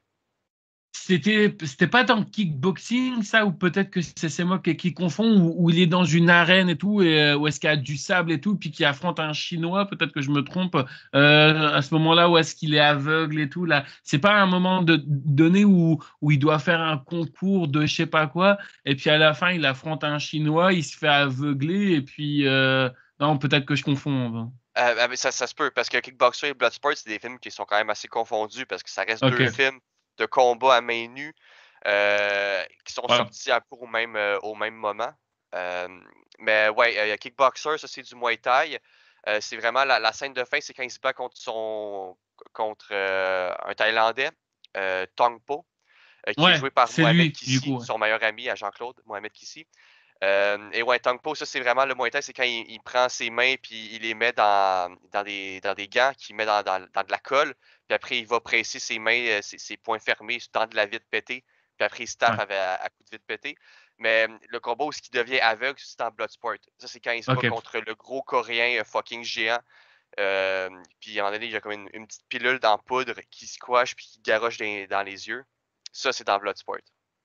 T'as pu le rencontrer, Jean-Claude Van Damme, je sais pas moi, dans une convention ou autre? Non, Non. non. T'aurais aimé? Ben oui, je voudrais qu'il vienne au Comic Con de Montréal. Ça fait comme 5 ans que je suis pas allé. Mais s'il vient, j'achète le billet le plus cher pour couper la ligne pour pouvoir aller y parler le plus vite possible. Parce que Ouais. Jean-Claude, faut qu'on se dise des trucs, là. Faut que j'ai besoin de dire à Jean-Claude à quel point il a influencé ma vie. Parce que son film JCVD m'a quand même beaucoup motivé aussi à aller en détox d'une certaine façon. Parce que dans ce film-là aussi où il s'ouvre plus personnellement, il se joue lui-même et il y a une scène il y a une scène où il fait juste parler de comme quoi il a passé au travers de la pauvreté, de la faim. Ouais. Euh, Il la n'a pas drogue eu aussi. un parcours évident, hein. Lui, il avait les vitres des voitures et tout, et heureusement qu'il a pu tomber sur quelqu'un. Puis aussi, ce qui l'a beaucoup aidé aussi, c'est sa souplesse et tout, qui l'a permis et tout. Donc, comme quoi, hein, que de la gymnastique, c'est pas forcément fait que pour les femmes, c'est aussi fait pour les hommes. Regardez, j'entends dans l'homme. Je crois il n'a pas été aussi champion de gymnastique, quelque chose comme ça, étant plus jeune. Je sais qu'il a été champion de Shotokan Ryu, karaté Shotokan Ryu. Ah ouais, Euh, je savais. mais sinon, oui, gymnastique, je sais pas. Je sais qu'il a été monsieur belge, couronné monsieur belge aussi. Et il me semble qu'il aussi faisait du ballet. Il faisait du ballet jazz ou quelque chose comme ça. Il faisait de la danse. Donc, non, pour vrai, Jean-Claude, il a fait beaucoup de trucs. Beaucoup, beaucoup de trucs que les gens pourraient trouver comme peu conventionnels, mais qui, dans le fond, ont juste bénéficié de sa carrière, en fait. Et comme je te disais dans la première interview, hein, je te redis mot pour mot ce que je t'avais dit. J'étais étonné quand je fais des recherches, hein, sur Jean-Claude Van Damme au niveau et tout, parce que tu vois, des fois, j'ai l'impression qu'il n'y a pas tout le temps la même voix dans ses films, ou alors des fois, ça ressemble. Tu vois, c'est ce que je te disais. Pourtant, il parle français comme il est belge et tout, mais il a une doublure vocale. J'étais étonné qu'il y avait une doublure vocale. Moi, je pensais qu'il doublait ses propres voix, mais pas du tout. Il a une doublure vocale. Il a la flemme. C'est sûrement ça. Il a la flemme. Il veut pas, il veut pas. Moi, je suis un acteur, je suis pas un voice acteur. Je sais pas quoi. Je sais bizarre. Ouais, Mais non, mais ce c'est. que je trouverais intéressant, c'est que je me demande si dans Kung Fu Panda 2, parce que je suis il joue dans Kung Fu Panda 2 et 3, il joue Maître Croc, donc je me demande si en France, il fait aussi la voix française, vu que c'est pas Ah, c'est son possible. body, son corps. Faudrait vérifier ça. Ben ouais, ça, je dois t'avouer, ça me choque. J'aimerais ça qu'il Ouais, fasse sa propre voix en mais français, parce c'est. que je pense que Jean Reno, il le fait, lui. J'avais entendu Oui, parler comme quoi il faisait sa propre voix en français. mais ouais, c'est vrai que c'est impressionnant parce qu'en plus, tu vois, enfin, je crois que tu gagnes plus ou quoi que ce soit quand tu peux avoir. Enfin, tu vois, quand tu es ton propre auteur ou quoi que ce soit. Mais c'est vrai que c'est. Ouf. Ouais, non, c'est impressionnant, quoi, quand même. Et puis en plus, le truc, moi, qui m'impressionne le plus, c'est que aujourd'hui, quand tu vois des noms comme, regarde, par exemple, tu vas prendre Sylvester Stallone, tu vas prendre Arnold Schwarzenegger, ou là, récemment, on a vu que la voix française de. Putain, ça y est, j'ai perdu son prénom. Ah putain, ça va certainement me revenir. Enfin bref, quand tu vois que, t'imagines, c'est Schwarzenegger et Stallone, ils sont encore vivants et que leur doublure française, ils sont décédés. C'est incroyable quand même, t'imagines. Et c'était Morgan Freeman que je voulais te dire. La doublure de Morgan Freeman, elle est décédée aussi il y a pas si longtemps que ça. Je crois que c'était soit c'était soit là en 2025 ou récemment là en 2024. En tout cas, je sais que c'est pas si longtemps que ça que la voix française de Morgan Freeman, une voix vraiment très imposante, hein, la voix française et tout. Moi qui a pu le voir, en tout cas, qui c'était, parce que j'avais déjà entendu beaucoup de fois la voix de Morgan Freeman, tu vois, à travers des Batman ou quoi que ce soit, hein, parce que moi, Morgan Freeman, j'avais vu dans Batman et après, la dernière fois que j'avais vu Morgan Freeman dans un de ses films, c'était quoi? Ça devait être Insaisissable. Je sais pas si tu as déjà vu Insaisissable 1 et 2. Oui. J'adore ces deux films. Bref, et c'est vrai que quand tu l'entends parler, et il y avait aussi La Nuit au musée, si je me trompe pas. Je crois qu'il a joué aussi dans La Nuit au musée. Enfin bref, en tout cas, ce mec-là, il avait vraiment une voix incroyable. Et quand j'ai vu qu'il était décédé, je me suis dit, waouh, c'est bizarre parce que cette voix qui me frissonnait, c'est cette voix grave qui me frissonnait à chaque fois que je l'entends. Je me suis dit, merde, je ne l'entendrai plus. Et je me dis, waouh. Et en plus, là, ce qui est complètement dégueulasse, c'est qu'ils ont refait un film il n'y a pas longtemps avec Stallone. Ils ont, en fait, en gros, sa voix française, c'est fait avec une intelligence artificielle. Elle est dégueulasse, sa voix. Ah, Honnêtement, ils ont fait ça, c'est dégueulasse. Je ça, te j'ai jure, c'est ça. horrible. Il remplaçait le travail d'un acteur, d'un artiste par une voix digitalisée d'IA. Je trouve ça impardonnable. Je trouve ça Ouais, vraiment, ça me choquerait. Ça va paraître en plus. Tu me dis, c'est non, horrible. mais c'est Est-ce que abusé. c'est la même voix de l'acteur avant qu'ils ont essayé de Pas du recopier tout. en IA? Ok, Bah, c'est en fait, vraiment juste. en gros, ils ont essayé, mais ça donne vraiment. Parce que tu vois, aujourd'hui, on parle un peu tu vois, enfin, de l'intelligence artificielle, des avantages que ça peut nous donner, mais beaucoup plus d'inconvénients, je trouve. Chacun pense ce qu'il veut et tout, mais je trouve que là, honnêtement, franchement, quand j'ai vu cette scène à que beaucoup de monde parlait et tout, tu te dis, putain, mais qu'est-ce que c'est cette voix? C'est une voix. En fait, en gros, c'est même pas une voix ni réelle, ni pas réelle. C'est une voix super chelou, en fait. Si t'écoutes ça, si t'as l'occasion de tomber sur l'extrait ou quoi que ce soit, je crois que même c'est sur YouTube, hein, tu peux le trouver. Tu marques Ouais, ça voix m'intéresse. Oui. Sylvester Stallone. Tu marques voix Sylvester Stallone avec une IA. Et normalement, je pense que tu vas tomber sur l'extrait. C'est super space. Je te jure, c'est super space. Quand j'entends ça, je me suis dit, waouh, c'est c'est dégueulasse et tout. Je me dis, waouh, là, honnêtement, l'intelligence artificielle, merci bien. Hein, c'est. Ah ben Ouh! oui, je vois ça, Armor, premier film Eh ben, avec Stallone, doublé par l'IA d'Alain Dorval. ouais, voilà, c'est Ah, ça. OK. Bah, t'écouteras ça après Ouais, ouais. l'interview et tu me donneras ton avis et tout, mais tu verras que la voix, elle est dégueulasse. C'est waouh! Et du coup, revenons un peu au sujet principal de l'interview, parce que sinon, on peut débattre pendant des heures et des heures. Et d'ailleurs, juste dernière petite parenthèse sur Jean-Claude Van Damme. Je ne sais pas si vous connaissez du côté du Québec. Est-ce que tu connais l'émission Confession intime ou pas du tout? Ça te Non, dit rien? En non? fait, Confession intime, bon, je le dis tout de suite parce que si je le dis pas, beaucoup de monde vont le dire en commentaire. Je pense que c'est aussi, tu as une émission un peu trop surjouée. Tu vois, ils ont fait ça aussi avec des fans de catch. Ils ont fait ça aussi en fait, en gros, en général, tu as toujours des gens, tu vois, qui sont fans d'un acteur, tu vois, qui ont un hobby pour quelque chose. Et en fait, tu vois, c'est la télé qui va te filmer dans ton quotidien. Sauf que le problème par rapport à ça, c'est que en gros, bah, par exemple, toi qui es fan de Jean-Claude Van Damme, bah, il y avait une personne aussi, tu vois, qui était fan de Jean-Claude Van Damme. Et en fait, en gros, il passait Jean-Claude Van Damme avant sa femme. C'est-à-dire qu'en gros, en fait, il mettait sa femme de côté pour uniquement que se concentrer à sa passion de Jean-Claude Van Damme. En fait, il voulait être le Jean-Claude Van Damme. Il avait fait, je te jure que c'est vrai, il y avait un truc de lui, donc avec un maillot tout blanc, avec la tête de JCVD, il y avait les longs cheveux en arrière et tout, tu vois, mais vraiment, c'est les longs cheveux, vraiment à l'ancienne et tout.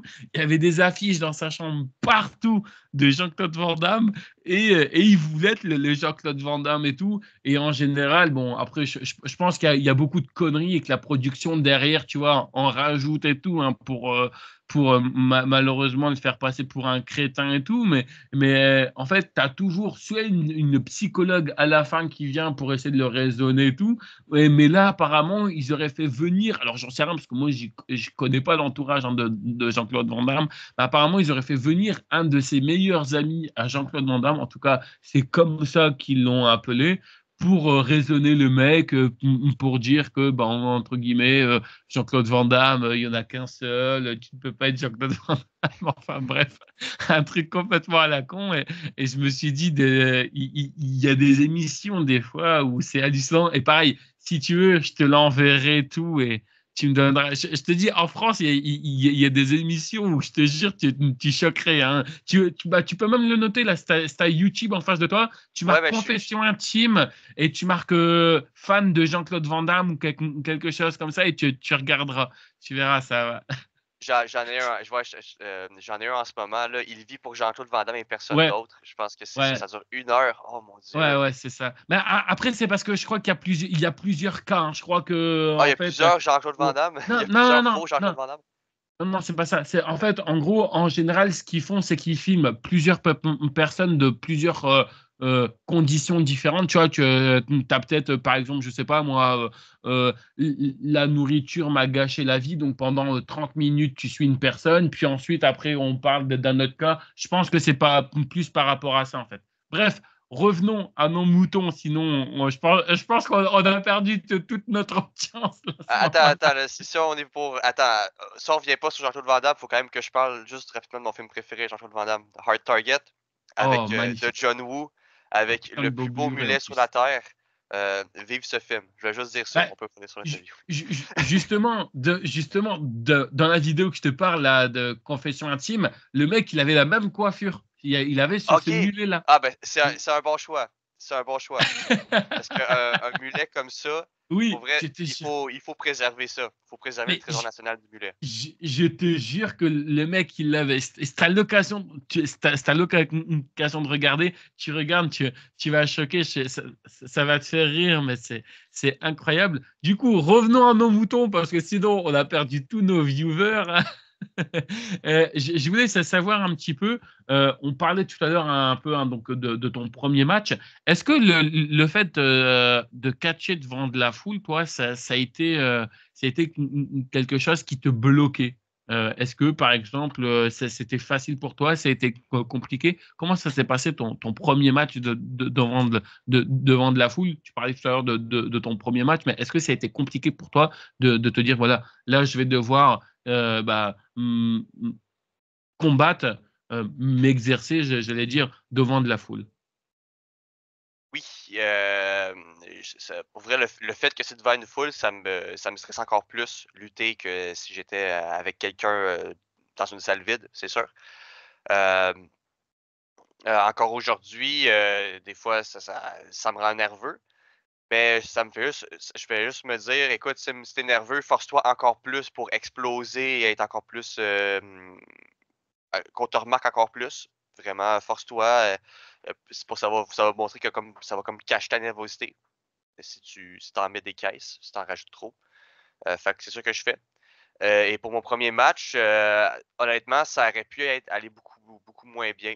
Je pense que le fait que j'étais devant des gens que je connais, pour la plupart, ça m'a beaucoup dégêné et ça m'a beaucoup aidé.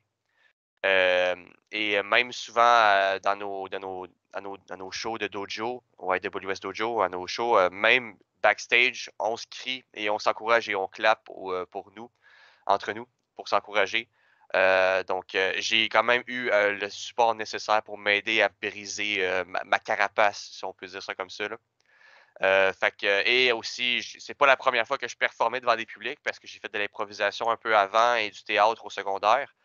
Donc pour vrai, ça a bien été. T'as quand Ça même aurait pu aller plus aidé pire. par rapport à ça. Ouais, mais même dans le temps, quand je faisais de l'improvisation ou du théâtre au secondaire, j'étais aussi terrifié d'être devant un public. J'étais aussi très terrifié. J'ai jamais vraiment, je me suis jamais débarrassé de cette nervosité-là.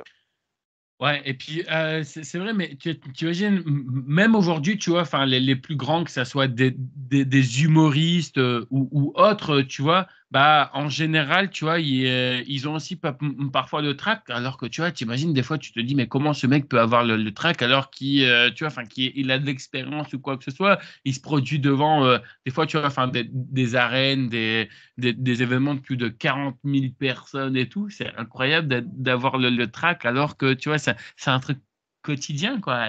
Et je veux bien comprendre. Tu vois où je veux en venir? On va parler de l'un de tes meilleurs et l'un de tes pires matchs. Ça a été quoi l'un de tes meilleurs et l'un de tes pires matchs? Heu, je vais commencer par le pire parce que c'est plus facile pour moi de trouver le pire que le meilleur. Non, c'est pas vrai. C'est quoi? Je vais parler du meilleur avant parce que je trouve qu'il est en Vas-y. lien avec le pire et il est arrivé quelques mois avant. OK. Mon meilleur match, en fait, le match que je suis le plus fier, c'est quand j'ai lutté, dans le même ring avec, Big Ben Ortmans.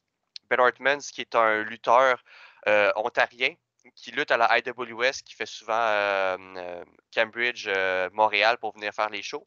Et là, il était venu à un show de dojo avec son dojo à lui parce qu'il a son école de lutte à Cambridge, la Crossbody Pro Wrestling.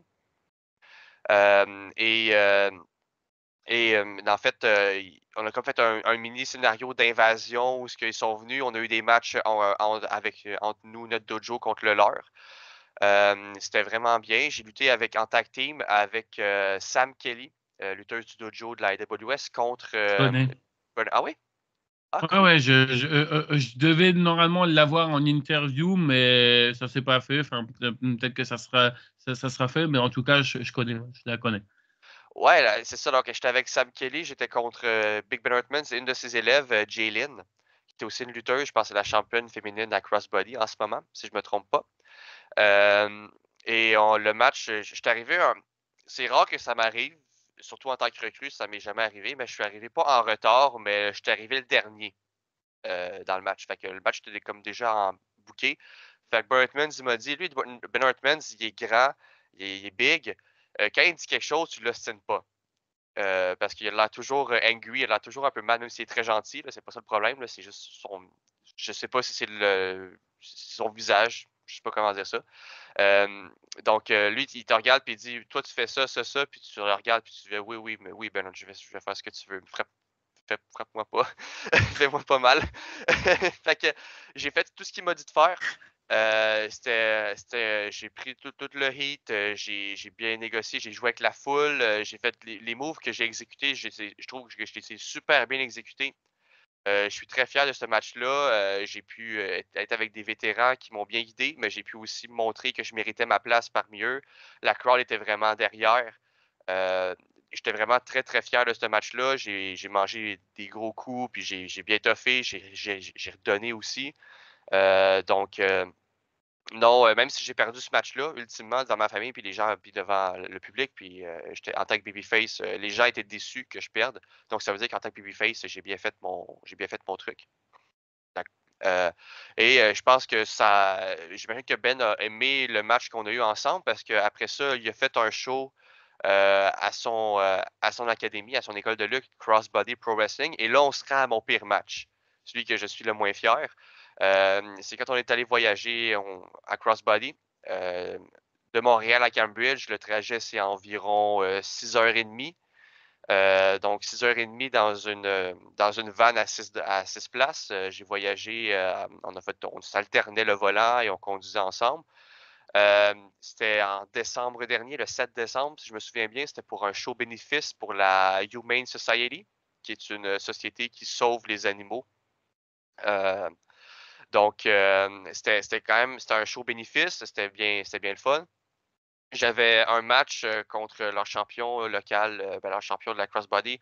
Euh, c'est Derek Smith, D. Smith, qui est un lutteur qui est aussi un coach à la crossbody. Donc, j'étais avec des mains très safe, un gars qui savait qu'est-ce qu'on allait faire. Sauf que moi, c'était la première fois de ma vie que je lutte en heel, en méchant. Et je ne savais pas vraiment quoi faire. Et ça, je pense que ça a apparu dans le match. Je l'ai regardé du coin de l'œil, de l'enregistrement. J'ai bien de la misère à regarder ce match-là encore aujourd'hui. Parce que j'ai botché, je pense, j'ai fait mon slice bread, c'est mon finish. Je l'ai fait 3 fois dans le match et je l'ai botché les 3 fois. Je l'ai mal fait. Fait que c'est comme un backflip. Tu arrives derrière le gars et il tombe sur le dos. C'est comme le Salida del Sol de Callisto, mais sur le coin. Donc, c'est comme le finish de Brian Kendrick.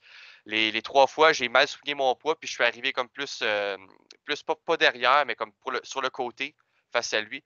Et j'ai pas réussi à faire un tour complet. Je trouve ça très, très, très humiliant. Et en tant que heel, en plus, j'ai de la misère à worker avec la crowd. Les rentres dans le match. Donc, c'était un peu décevant comme performance. Donc, j'ai pas aimé ma performance à ce moment-là. Et aussi à la fin du match, par exemple, là, c'est la partie le fun du match, c'est que le perdant, c'est-à-dire moi, devait être obligé de porter un costume de lutin et servir du chocolat chaud aux gens. Fait que ça, c'était quand même le fun. Ça, j'ai aimé ça. L'interaction avec les fans. Je devais faire semblant de pas aimer ça, de porter un petit costume de lutin avec des fausses oreilles, un chapeau. Moi, j'ai trouvé ça quand même assez cool. J'étais derrière un comptoir. Puis pour le reste du match, pour le reste du show, en fait. Non, pour vrai, c'était bien. Et puis après, le chemin du retour aussi, à partir de 10h le soir de Cambridge à Montréal, le trajet qui au début en prenait 6 heures a fini par en durer 7 heures. Ouais, C'est ouais, c'est ça? que je t'ai Euh, envoyé? c'est La photo. la photo. Ouais, Ah, c'est cool. ça Ouais, le que tu lutin en haut à parlais? gauche, Ouais, c'est ça, ouais, ouais. ok. Dans la photo ici, le lutin, c'est moi, c'est cette soirée-là. Fait que euh, j'avais encore une barbe dans ce temps-là, une grosse barbe. C'est quand même. Les temps changent en genre 3 mois. Ça a changé beaucoup en 3 mois. Et après ça, le trajet qui devait à la base durer 6 heures en a duré comme 7 heures, 7 heures et demie parce qu'il y avait une tempête de neige. La moitié de l'autoroute, elle ne pouvait pas être prise parce qu'elle était couverte de neige. Fait qu'il y avait juste un côté qu'on pouvait prendre. Il y avait des convois de camions aussi qu'il fallait qu'on roule derrière eux, qu'on les suive et qu'on essaie de les dépasser au bon moment parce qu'ils roulent plus lentement. C'est des convois de camions. Euh, Connard de camion, va! ouais, sale camion, c'est quoi, tu te prends pour un cycliste à occuper la voie? Ouais, non, Non. non, c'était plate pour tout le monde, là. Tout le monde, c'est les températures du Canada, faut s'y faire. Ça arrive. Ouais, non, mais alors, non, mais je vais te dire un truc et Attends, peut-être. je suis arrivé chez nous, il était Ah, 6 heures vas-y, du vas-y, matin. excuse-moi. 6 Ok, heures du oh matin, je putain, suis oui. arrivé chez nous. Oh, ouais.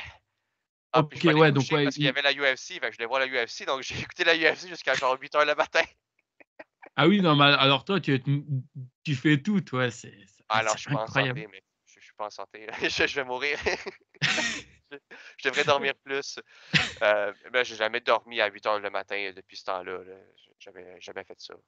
Mais non, mais attends, tu as le droit de te moquer de nous, il n'y a aucun problème. Vous, quand vous avez une tempête de neige, c'est une tempête de neige, quoi. Nous, avec 20 centimètres de neige, c'est le monde s'arrête, hein. Je te Ah, dis tout de suite, hein. Là, récemment, en hiver, on a eu, je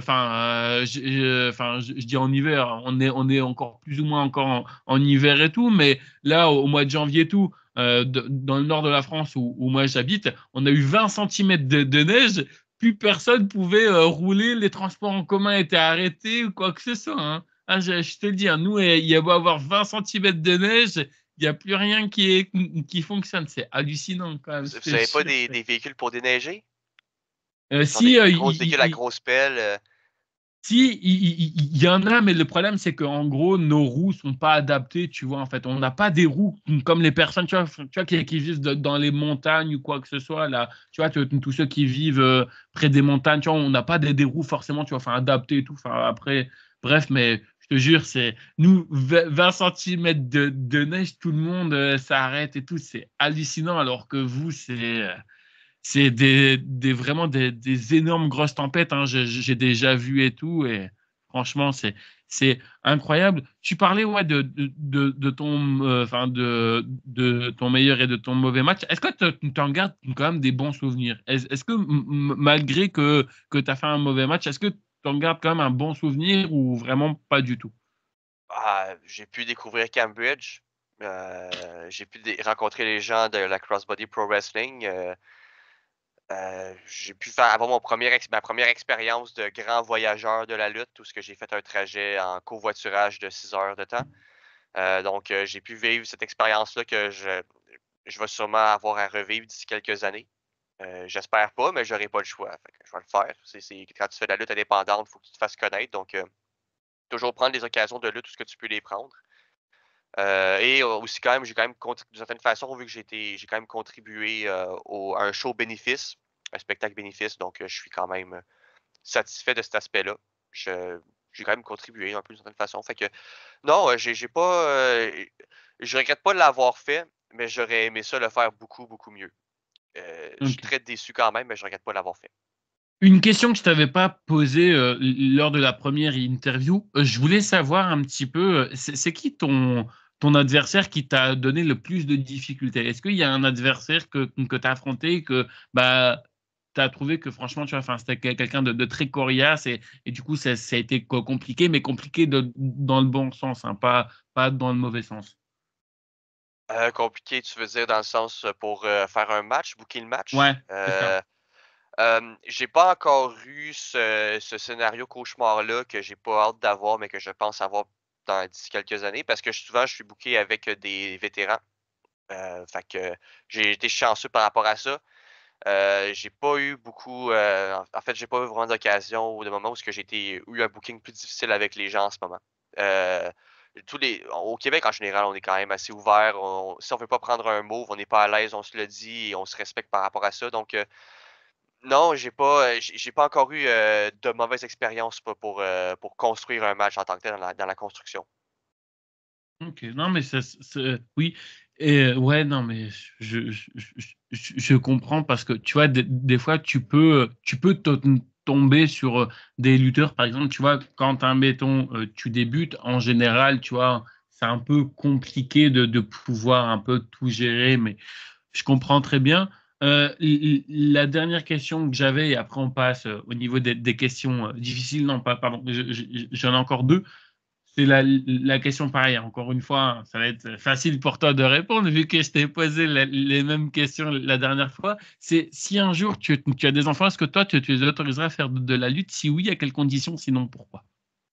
Ben, oui, parce que oui, c'est sûr que je les laisserai le faire parce que c'est comme ça que j'ai été élevé. J'ai été élevé dans une famille où ce que on laisse faire les enfants ce qu'ils veulent au niveau de leur profession et de ce qu'ils veulent faire dans leur vie.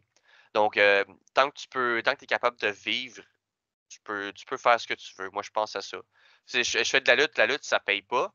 Ben, je suis capable Ouais. de faire de la lutte et à côté de ça, de travailler dans un vrai travail pour payer mon loyer, pour payer un loyer éventuellement, des choses comme ça. Donc, non, je pense, que je suis quand même, assez chanceux, là-dedans et je veux pas empêcher n'importe qui de faire ce que moi j'ai fait.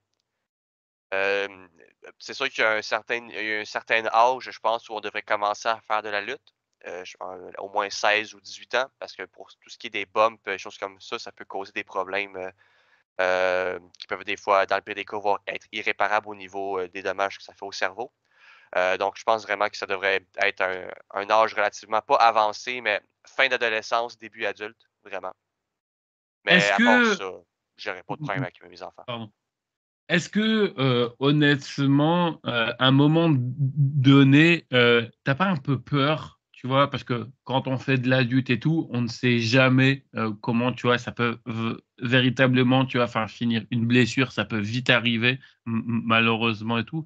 Est-ce qu'à un moment donné, tu pas un peu peur en te disant: j'ai peur de faire une mauvaise chute, j'ai peur de faire ceci et bah, malheureusement, comme c'est déjà arrivé, hein, je ne te le souhaite pas, mais tu vois, finir paralysé ou quoi que ce soit. Est-ce que des fois tu te remets en question par rapport à ça ou c'est quelque chose, tu dis entre guillemets, bah, ça passe ou ça casse quoi, comme un petit peu, beaucoup de monde font. Bon, même si je sais, on l'a déjà expliqué, il y a beaucoup de trucs hein, qui sont sécurisés et tout, hein, il y a pas de problème et tout, mais l'accident, ça peut vite arriver. Ouais, ouais, c'est sûr que le risque de blessure est toujours présent. Je m'arrange toujours pour pas être blessé, mais éventuellement, on peut pas prédire ça. Je me trouve très chanceux d'être Canadien parce qu'on a l'assurance maladie universelle. Fait que c'est sûr que si je suis blessé, j'aurais pas à payer, pour le maximum de dépenses. Donc il y a un certain avantage par rapport à ça. Hem, mais beaucoup de chance, mais j'ai pas tant peur de me blesser honnêtement, j'ai pas peur d'avoir mal ou de me faire blesser tant que ça. Heu, mais j'ai toujours quand même une crainte, la plus grande crainte en fait, moi, ce que j'ai, c'est de blesser, contre qui je lutte, en fait. C'est la dernière chose que je veux qui arrive. Ouais, C'est je c'est comprends. plus ça qui me fait peur. Tu Je t'en préfère voudrais toute ta vie? Ah oui, c'est sûr, c'est sûr. Je préférais me blesser moi que blesser mon adversaire. C'est sûr à 100. N'importe qui contre qui je lutte, je veux jamais, jamais, être dans un match où mon adversaire est blessé. Je préfère que ce soit moi. De je préfère que lui se sente mal de m'avoir blessé que moi je me sens mal de l'avoir blessé. J'aimerais tellement pouvoir faire une interview avec Rey Mysterio et qu'il nous parle de la fois où, je ne sais pas si tu l'as vu, cette vidéo où tu en as certainement dû en parler. À un moment donné, il catchait, je crois que ça c'était du côté du Mexique, si je dis pas de conneries, enfin bref, il catchait contre quelqu'un, il s'apprêtait à lui faire, donc en fait, il l'avait placé en position pour son 619 et malheureusement, bah, ouais, ce catcheur-là est décédé. Et tu vois, honnêtement, tu t'imagines, tu travailles avec quelqu'un et tout, et puis là, il part comme ça doit être une tragédie énorme, quoi. Oh, c'est- L'ambiance doit être très lourde en arrière, dans le backstage quand tu reviens en arrière. C'est fou. Tuer Même quelqu'un, m- c'est ouais, terrifiant comme. non mais t'imagines, même le match, c'est compliqué de se remettre dedans ou quoi que ce soit, hein. C'est quand tu as une grosse blessure comme ça de quelqu'un ou quoi, surtout en plus si jamais c'est un ami très proche ou quoi que ce soit, ça doit être difficile de, de se mettre et tout. On va rentrer hein, donc dans la case des questions les plus compliquées. Est-ce que tu es prêt? Bon, ça va pas être compliqué pour toi parce que tu connais déjà un petit peu les questions vu qu'on en a fait une première et tout. Bref, je voulais savoir, est-ce que toi, tu as déjà eu, comme on parlait tout à l'heure, hein, que tu as eu un peu une période un peu sombre étant un peu plus jeune, mais est-ce que tu as déjà fait des burn-out par rapport au niveau de la lutte ou quoi que ce soit? Un peu. Un peu. Quand j'ai commencé à m'entraîner environ, je te dirais 6 mois après avoir commencé, j'ai arrêté d'y aller pendant, je te dirais 1 mois et demi, 2 mois. Ok. Je suis pas allé pantoute. Je continuais à payer mes coûts pour le dojo parce que je voulais quand même continuer d'encourager la AWS, mais j'étais plus motivé à y aller, je sais pas pourquoi. En fait, je me questionnais sur est-ce que c'est vraiment un lifestyle qui m'intéresse? Est-ce que je veux vraiment faire, plusieurs, kilomètres, à chaque fin de semaine, minimum pour aller faire un show devant une trentaine de gens et des choses comme ça?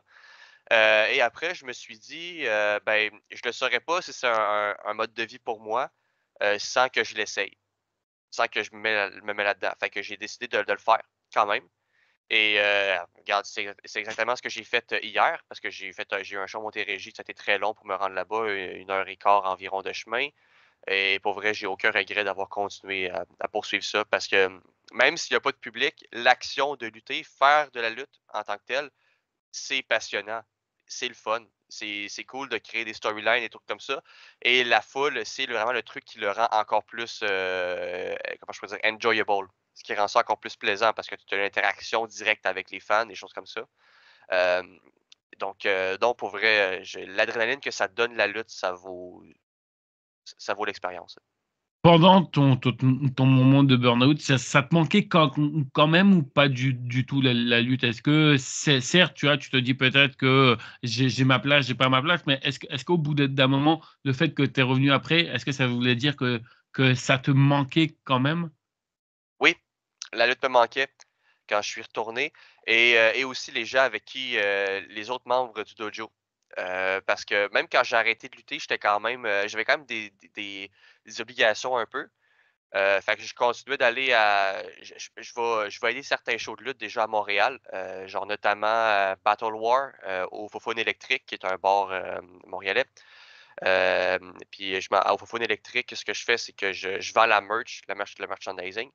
Donc, j'étais même certains coachs, genre Shane Hawk ou Alex Mays étaient venus me voir, puis étaient genre: «Yo, Sim, on le voit plus au dojo, est-ce que tu vas venir à un moment donné? Tu nous manques un peu, tu sais, reviens-t'en». Ils m'ont un peu, motivé, aussi d'une certaine façon à revenir. Donc, pour ça, je suis quand même, assez grateful, de leur aide et ils m'ont aidé à reprendre confiance en moi parce que j'ai pas beaucoup confiance en moi en général. Donc c'est important pour moi d'avoir du monde autour de moi qui m'aide à reprendre ça et à me reprendre en main et choses comme ça. Donc, c'est pour vrai, je suis vraiment content d'avoir continué là-dedans parce que sinon je sais pas qu'est-ce que j'aurais fait, j'aurais pu je sais pas si j'aurais continué à faire du sport tout court, en fait. Qu'est-ce que la lutte t'a apporté? Est-ce que tu dirais que justement, comme tu disais, elle t'a apporté aussi de la confiance en soi? Honnêtement, oui, beaucoup de confiance en moi, et surtout des nouveaux liens, des liens que j'ai forgés, des nouveaux amis, heu des nouveaux gens que je connais, des gens de différents backgrounds. Ça m'a donné aussi beaucoup de perspectives sur la vie parce que dans la lutte, ça attire beaucoup de gens de différents backgrounds. Ça attirait pas juste des grands bourgeois ou du petit monde. Ça attire vraiment de tout type de public, tout membre de toutes les communautés, vraiment, les communautés LGBT ou les communautés très plus conservatrices. Il y a beaucoup de gens, donc ça te met beaucoup plus de perspective, sur, les relations sociales sur les gens, ou même sur la politique. À la limite, là, je ne rentrerai pas dans ce débat-là, mais même sur la politique en général aussi, ça te donne une nouvelle perspective parce que tu vois des gens avec lesquels tu interagirais jamais dans la vie de tous les jours, mais finalement as des conversations avec ces gens-là, tu apprends à les connaître, puis ça vraiment, c'est une perspective que je pourrais pas avoir nulle part ailleurs. une question où je vais peut-être t'avoir, non, je rigole, mais je ne te l'ai pas posé, mais je voulais savoir, est-ce que tu as déjà réalisé un de tes rêves? Même si je sais que ton rêve le plus fou, c'est de rencontrer Jean-Claude Van Damme, mais est-ce qu'il y a déjà un rêve? Par exemple, je sais pas, tu vois, moi, j'ai pu réaliser mon rêve en assistant à mon tout premier pay-per-view, tu vois, de la WWE. Ici en France, j'avais aussi fait des live events. Est-ce que toi, tu as pu réaliser? Ça peut être n'importe quoi, c'est pas forcément un truc lié au catch, hein, ça peut être autre chose. Est-ce que tu as déjà pu réaliser un de tes rêves? Parce que je trouve que c'est très important de pouvoir réaliser ses rêves. Ben, mon premier show live de la WWE, j'étais allé voir ça une fois au Centre Bell quand j'avais, je pense, 14-15 ans, avant que je commence à suivre la lutte. J'étais allé voir un show au Centre Bell parce que mon beau-père il s'était fait donner des billets pour la lutte. Oh, Et on est allé voir ça, sauf que il s'était fait donner des billets du travail et c'était les billets vraiment sûrement les billets les plus cheap que tu aurais pu recevoir parce qu'on était vraiment genre, lutte en 2014-2015, il y avait comme, tu sais, le comment on appelle le Titantron, le gros écran géant. On était comme à côté du gros écran géant, un peu dans l'angle. Donc on ah n'était pas putain, cachés, mais on l'avait ok. un peu dans le champ de vision. Fait qu'on voyait pas qu'est-ce qu'il y avait dans le Titantron. Je connaissais pas le nom des lutteurs dans ce temps-là, j'écoutais pas la WWE, j'écoutais un peu la TNA, mais je connaissais pas le nom des lutteurs. Fait que en plus je les voyais pas. Il y avait pas de commentary, j'ai jamais vu de lutte de ma vie, c'était en anglais, fait que j'étais un peu moins habile. Euh, donc, je connaissais pas les lutteurs, je connaissais un peu John Cena, mais il luttait pas cette soirée-là. Je pense que c'était pendant la feud avec CM Punk, Money in the Bank. Je pense que c'était pour ça. C'est dans une promo où que John Cena avait comme lancé 2-3 mots en français pour faire plaisir à la foule. Euh, je pense aussi que c'était un show où que Jerry Lawler a fait une crise cardiaque, quelque chose comme ça. Il s'était fait emmener en stretcher en dehors parce qu'il avait fait un segment, puis qu'il avait comme fait un saut, il a fait une prise, puis il a fait une crise cardiaque. Je pense que c'était Jerry Lawler, mais je suis plus sûr. Donc, je connaissais pas les lutteurs, puis je regardais ça, puis je suis comme genre, ah, ben, c'est cool, mais c'est quand même. Je pense que c'est moins bien qu'il y a TNA, parce qu'au moins, je comprends qu'est-ce qui se passe à TNA.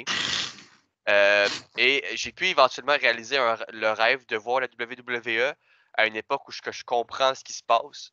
Je suis allé voir à peu près environ 6 mois après que j'ai commencé à écouter la lutte. J'ai pu les voir dans un house show avec mon beau-père et je me suis mis à pleurer en voyant ça.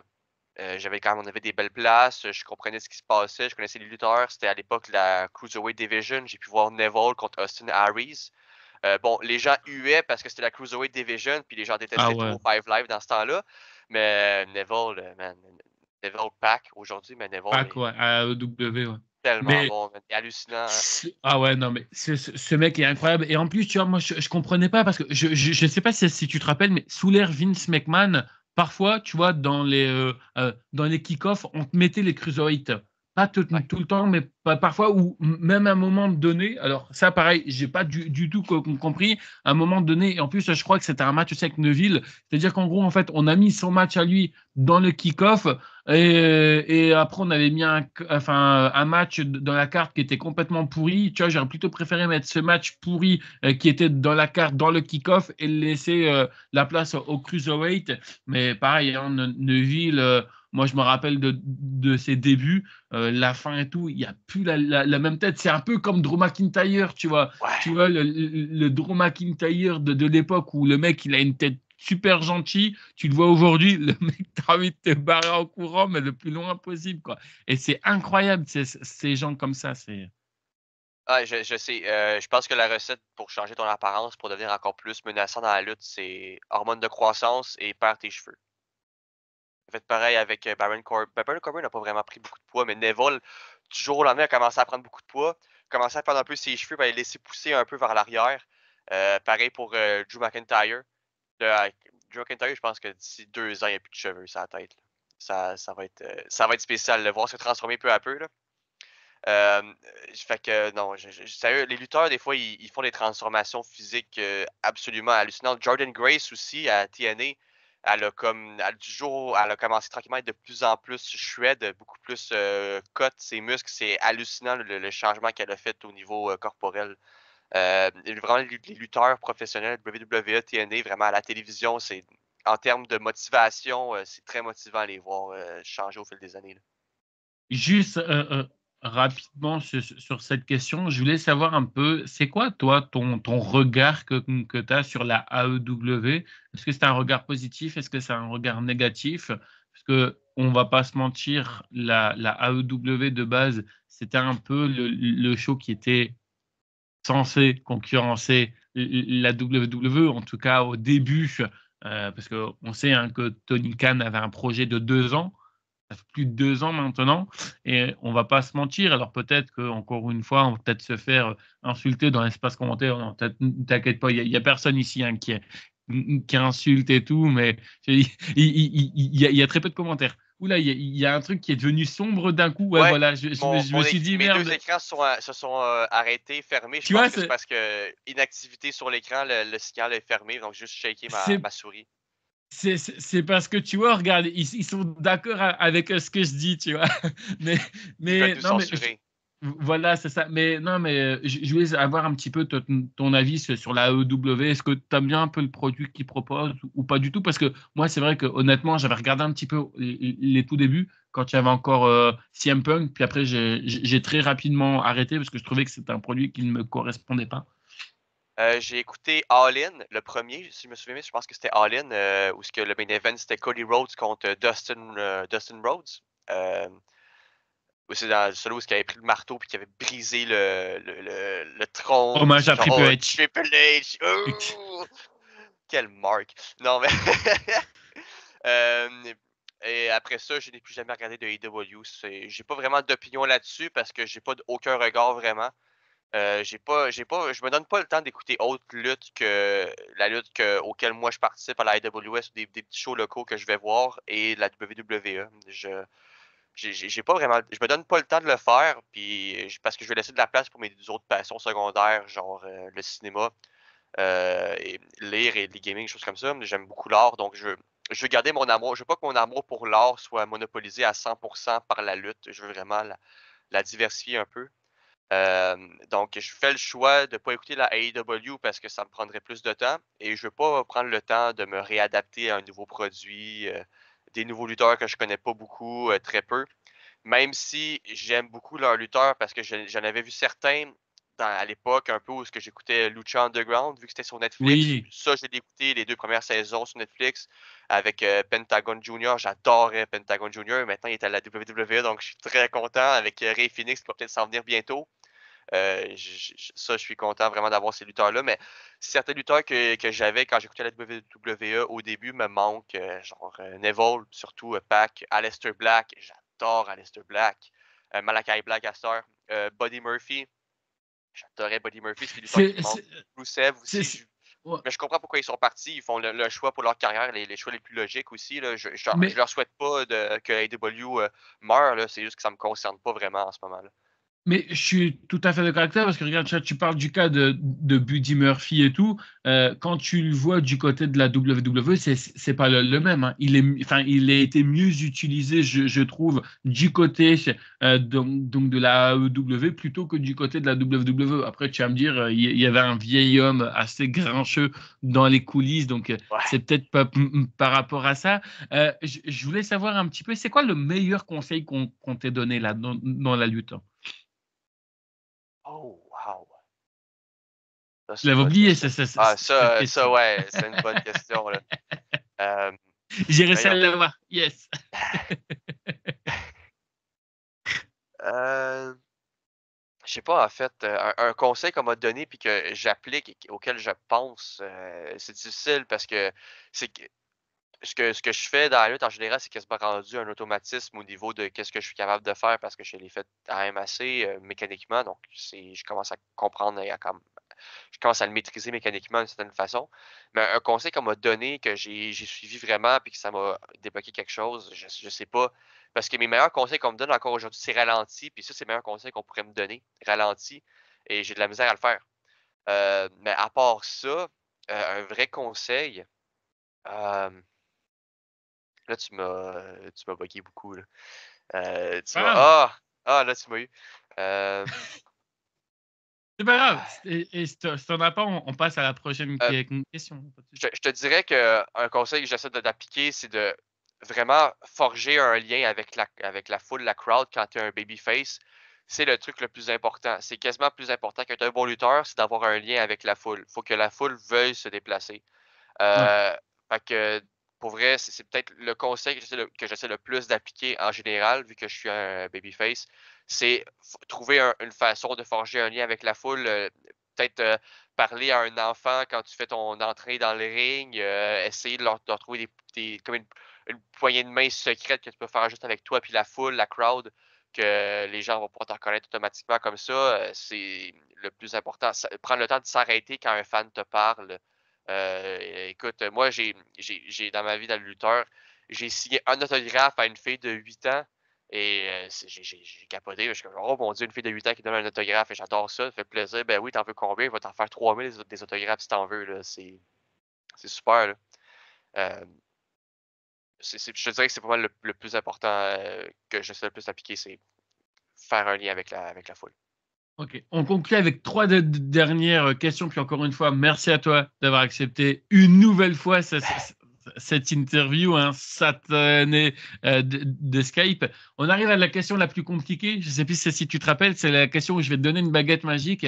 D'accord? Tu as l'opportunité de faire apparaître trois lutteurs de ton choix, qui soient toujours en activité aujourd'hui ou morts. Mais bref, si jamais tu avais l'opportunité donc d'affronter trois catcheurs de ton choix, qui ça serait pour toi et pourquoi? Numéro un, Sabu, le Ouais. premier. Pourquoi Sabu? Je sais que tu l'as eu en interview d'ailleurs, Sabu. C'est mon lutteur hardcore préféré, de la ECW préféré en tout cas. Je le trouve vraiment insane, malade mental. Je sais pas comment il fait pour vivre encore aujourd'hui, le nombre de blessures qu'il a eu. Il s'est brisé le cou une couple de fois, ou des fois, il aurait dû se briser la nuque, puis il se l'est pas brisé parce que c'est un surhomme, je sais pas. Ce gars-là, il y a des cicatrices partout sur le corps, des traces de barbelés, c'est monstrueux. Et pourtant, je trouve qu'il y a un look tellement genre, c'est simple, là, pourtant son look là, est habillé avec des pantalons bouffants et une ceinture blanche un peu, là, mais pour vrai, c'est marquant aussi de le voir avec tout son corps plein de cicatrices. Et j'adore sa façon de faire des matchs hardcore parce que je suis pas un grand fan de, comme on dit, walk and brawl, c'est-à-dire tu marches autour du ring et tu te bats à coups de poing. C'est un style que pour beaucoup de gens, mais que moi qui m'intéresse pas bien. Mais j'aime le style hardcore plus niveau on fait de la lutte et on a des items qu'on va utiliser pour accentuer nos moves de lutte en tant que tels, les accessoires. Et je trouve qu'il est vraiment innovant au niveau du hardcore. Ça vous, bien évidemment, là, on a tous vu son DDT, faut que, il saute sur la chaise pour aller sur les ropes, puis après, genre, il fait un DDT à Rey Mysterio à travers une table. C'est tellement genre c'est fou l'agilité que cet homme-là il a, même si je sais qu'il botche ce move-là genre une fois sur trois, il fait quand même, il réussit à le placer la plupart du temps. Fait que moi je trouve ça vraiment, vraiment smart. Donc Sabu, qui d'autre? DDP, Diamond Dallas Page, j'ai beaucoup de respect pour Diamond Dallas Page parce que c'est non seulement un homme qui a une longévité de lutteur incroyable parce qu'il a commencé à lutter quand même assez très tard dans la vie, et malgré ça, encore aujourd'hui, c'est un homme qui est encore très en forme, qui n'a pas l'air trop magané, parce que c'est un homme qui même à l'époque, ce qui était peut-être pas aussi connu qu'aujourd'hui, c'est que c'est un homme qui croit aux étirements, au yoga et aux choses comme ça. D'ailleurs, il a réussi à faire marcher Jake Roberts encore. Il a littéralement sauvé la vie. Je trouve que c'est un homme qui a accompli beaucoup.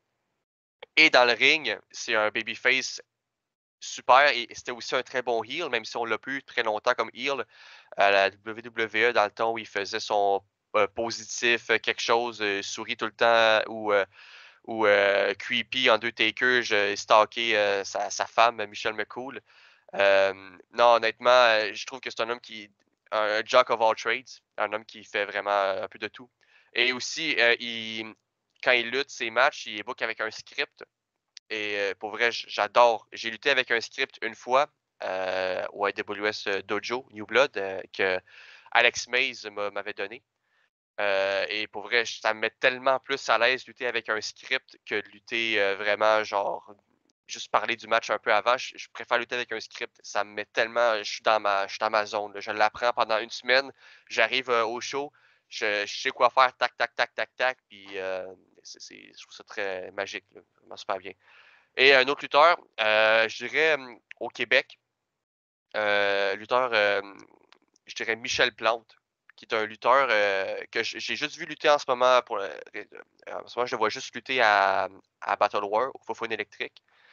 Mais il a c'est un babyface que je trouve parfait. Je trouve que c'est le summum de ce qu'un babyface devrait être. Il est tellement super bon pour faire un lien avec la foule. Tout le monde vient le voir après le show. Ce gars-là, il est capable de tenir une conversation pendant tellement longtemps. Puis il a tellement des bons conseils à me donner. Il m'a donné des excellents conseils aussi à ces shows-là. Donc, pour vrai, je trouve que Michel Plante, j'aimerais ça avoir un match avec lui parce que je sais que c'est un vétéran qui pourrait très facilement me guider aussi. Donc, non, c'est vraiment mon match, un match que j'aimerais faire au Québec. C'est SDC contre Michel Plante. Ce serait un très beau match. Justement, je t'avais posé la question pareil hein, lors de l'interview. Enfin, lors de la première interview, tu étais bloqué. Donc, du coup, je vais essayer de retenter la question. Peut-être que tu en auras un, tu auras peut-être réfléchi d'ici là. Mais est-ce que tu as une anecdote qui s'est passée à nous raconter ou pas du tout? Ou OK, t'en à as déjà part pas? le voyage de merde Cambridge-Montréal, anecdote, euh, est-ce que j'ai une anecdote à compter? Je suis désolé. Si t'en as pas, c'est J'y pas grave. Hein, pense. c'est pas une obligation. Hein. J'essaie d'y penser.